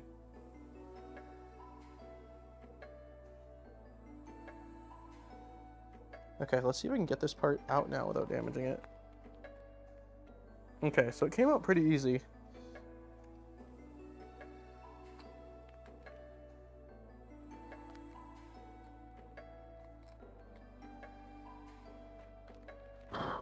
I can't believe that I forgot that I had these. And I just freaking ordered them too.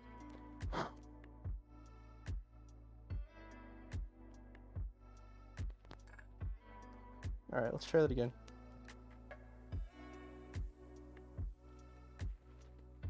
It still feels like it's going in about the same distance. We'll try a little bit more.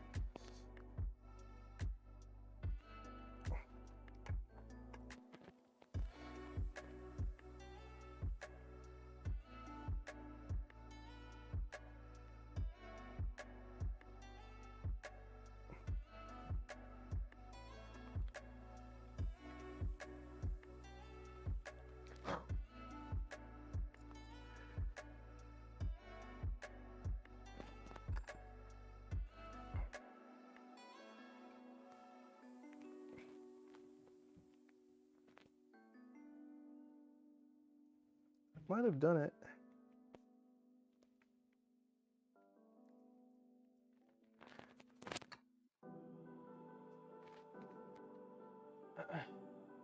Okay, yes, both. How is yours working well though, Francis? Or no, is yours not working well? Because that's, if yours is working well and you're having the same symptoms, then maybe it's not a big deal. Someone told me those latches don't need to be open much once you get it all kind of set and working, so I don't know how big of a deal it really is.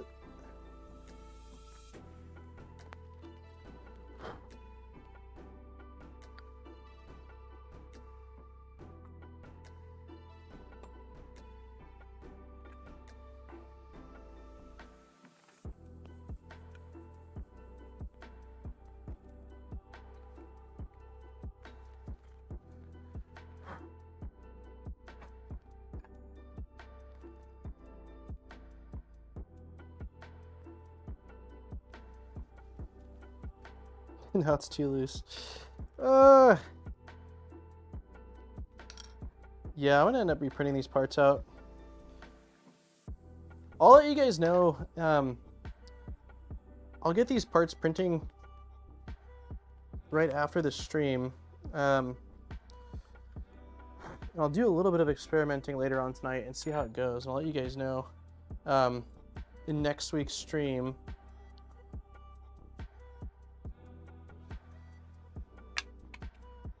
Yeah, because now they're too loose.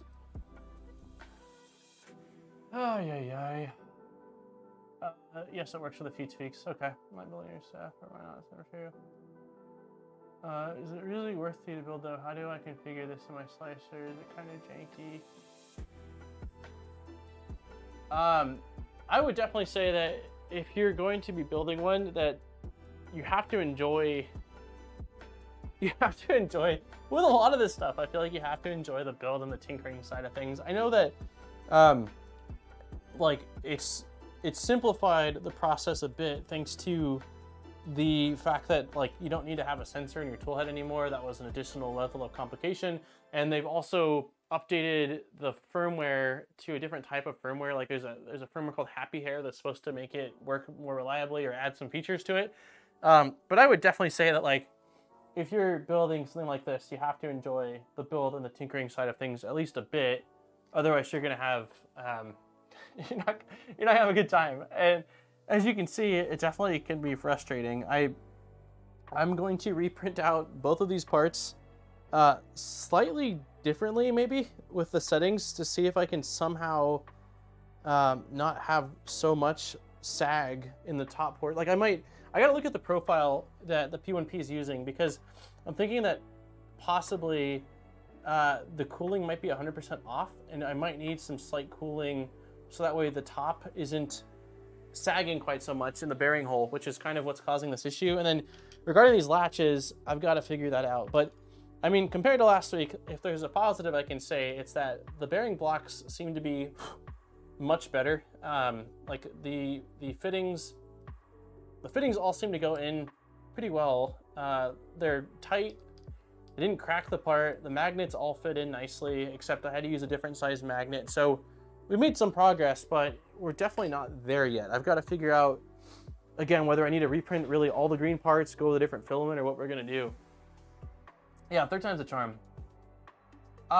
Would you put the ERC-F on the second? I wasn't planning on it, but that's also not a terrible idea. The second is kind of been chilling for quite a long time. The tool head on it, I'm not a fan of. It's got the clone volcano and, one second here, dropping laptops. It's got the clone volcano and the clone BMG. I got this in a while ago that I really want to install on it, which is the H2 V2S Revo. So it's like the BMG, nope, not the BMG, the H2 from BQ with the Revo. So it wouldn't be high flow, but it would be a nice extruder and hot end, definitely an upgrade from what it's got. And then maybe I would, but the biggest thing holding that printer back is the tool head. I'm not a big fan of the tool head on it. But originally the plan was to go on the switch wire, which is still probably the plan for at least right now. Detest your flow and run a scaled part. Yeah.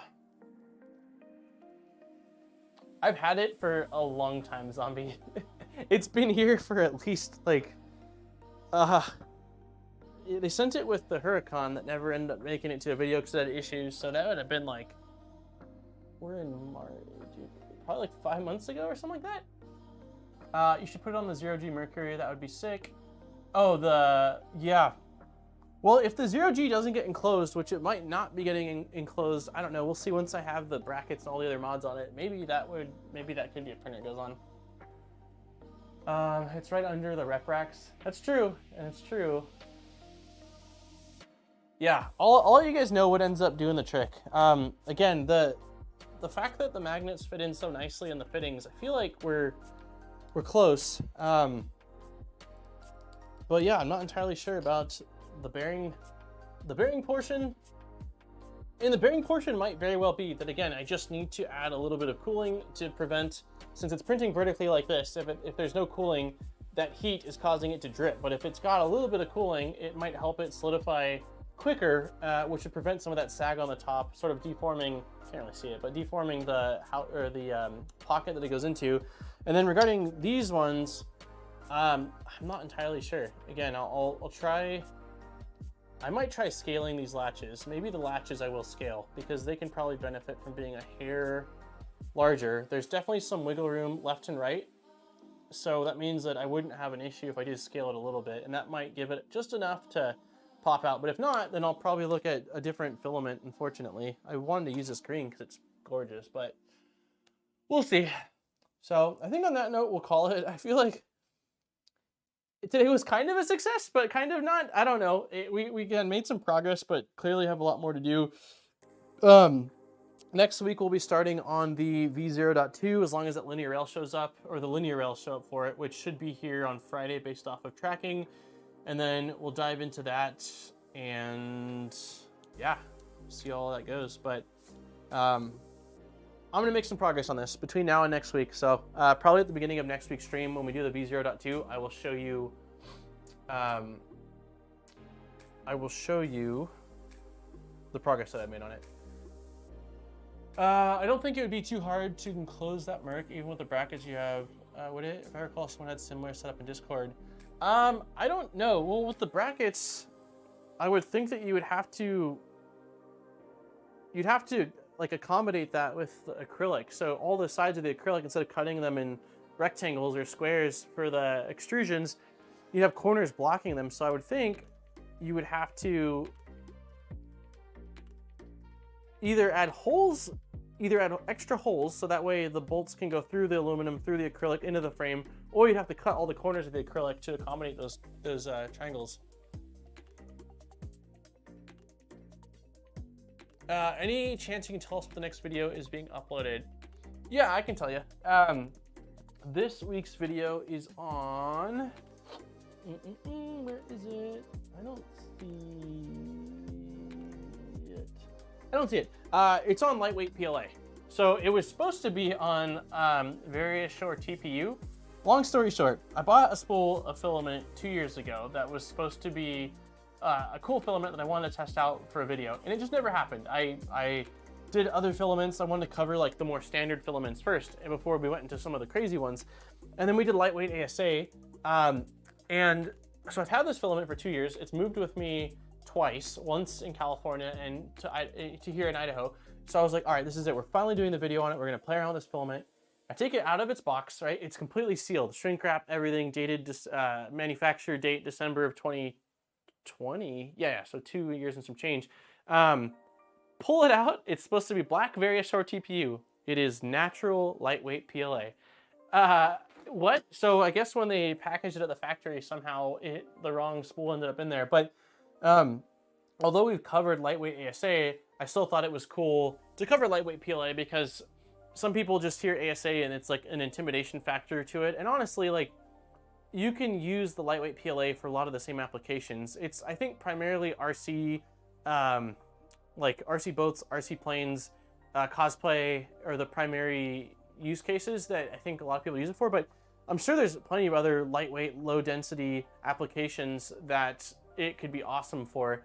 So yeah, it was was fun. I played around with that. I printed out an RC plane wing, and that's what the video's on. Kind of showing how to print with that stuff. And yes, similar to the VCore. Yes, I haven't seen the VCore. So does I know that Rat Rig came out with an enclosure setup, but I didn't know if that still worked with the way they normally run their, like those corner brackets. So like, let me show you what I bought really quick. I think they're coming today, actually. We'll see if I install them though. Now I'm gonna be on ERCF mode for a bit here. Let's see. Allergies. I don't know. 1 second.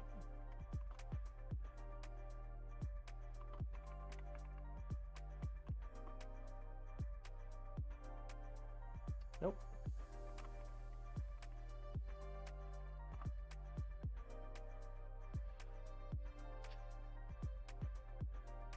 Nope, arriving tomorrow. They're not coming today. So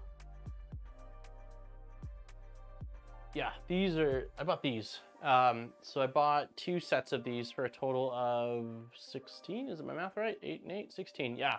So I'm planning on doing them on pretty much all the sides. So front, front, left, right, and back. I was debating on getting one of the like T-shaped ones for, I guess I could use 2 of them for the back Hydra arm, but I didn't. They didn't sell them in like single packs that I saw, and I was like, we'll see how this does. So yeah, it's funny. I actually mentioned yeah, it's the stuff that pops up. Polymaker has pre-foamed lightweight PLA, so there's pros and cons with both the Color Fab one and the Polymaker one. The main con of the 1 second, show my face. The main con of the Color Fab one is that you have to calibrate it, which means that you have to print temperature cubes, you have to print flow cubes to find the maximum expansion for your tool head or your printer, and then what flow rate brings that back down to the size of your nozzle. The plus side of that is that you can foam it large. Like I was able to hit 0.9 millimeter layer lines with a 0.4 millimeter nozzle with it. But the downside is I had to print it at 260 Celsius. The peak expansion temperature was 260 C, which means that you couldn't use it with a PTFE line hot end. Polymakers, on the other hand, is pre-foamed, so you don't get the ability to control its flow. It's just pre-foamed. But the plus side of that is that there's way less calibration. You don't have to print at really high temps. You can print at like, I think it's 210 is what they recommend, like standard PLA temps. And you still get the lightweight parts out of it. So the Color Fab gives you more experimental stuff of it, and if you want to print with large layer lines, that would be the way to go. But for someone that just wants to print light parts, the Polymaker stuff is definitely going to be easier. I actually mentioned it in the video on the Color Fab stuff, if there was interest in me testing it out. And I have a spool of it in my closet. I ordered a spool of it right after. So if there ends up being enough interest, I can do a separate video on pre-foamed as well. So Yep. He's currently doing a VCore 3.1. Yeah, I did see that.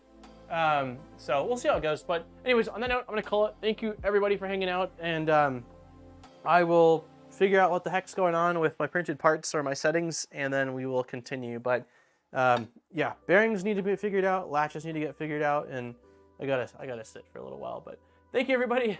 Thanks everyone for all of the hanging out, all the likes, all the comments, the donations, all the members. I appreciate it, and I will get next week's stream should be scheduled over this weekend, a little bit earlier than the last couple weeks. So, all right, everyone.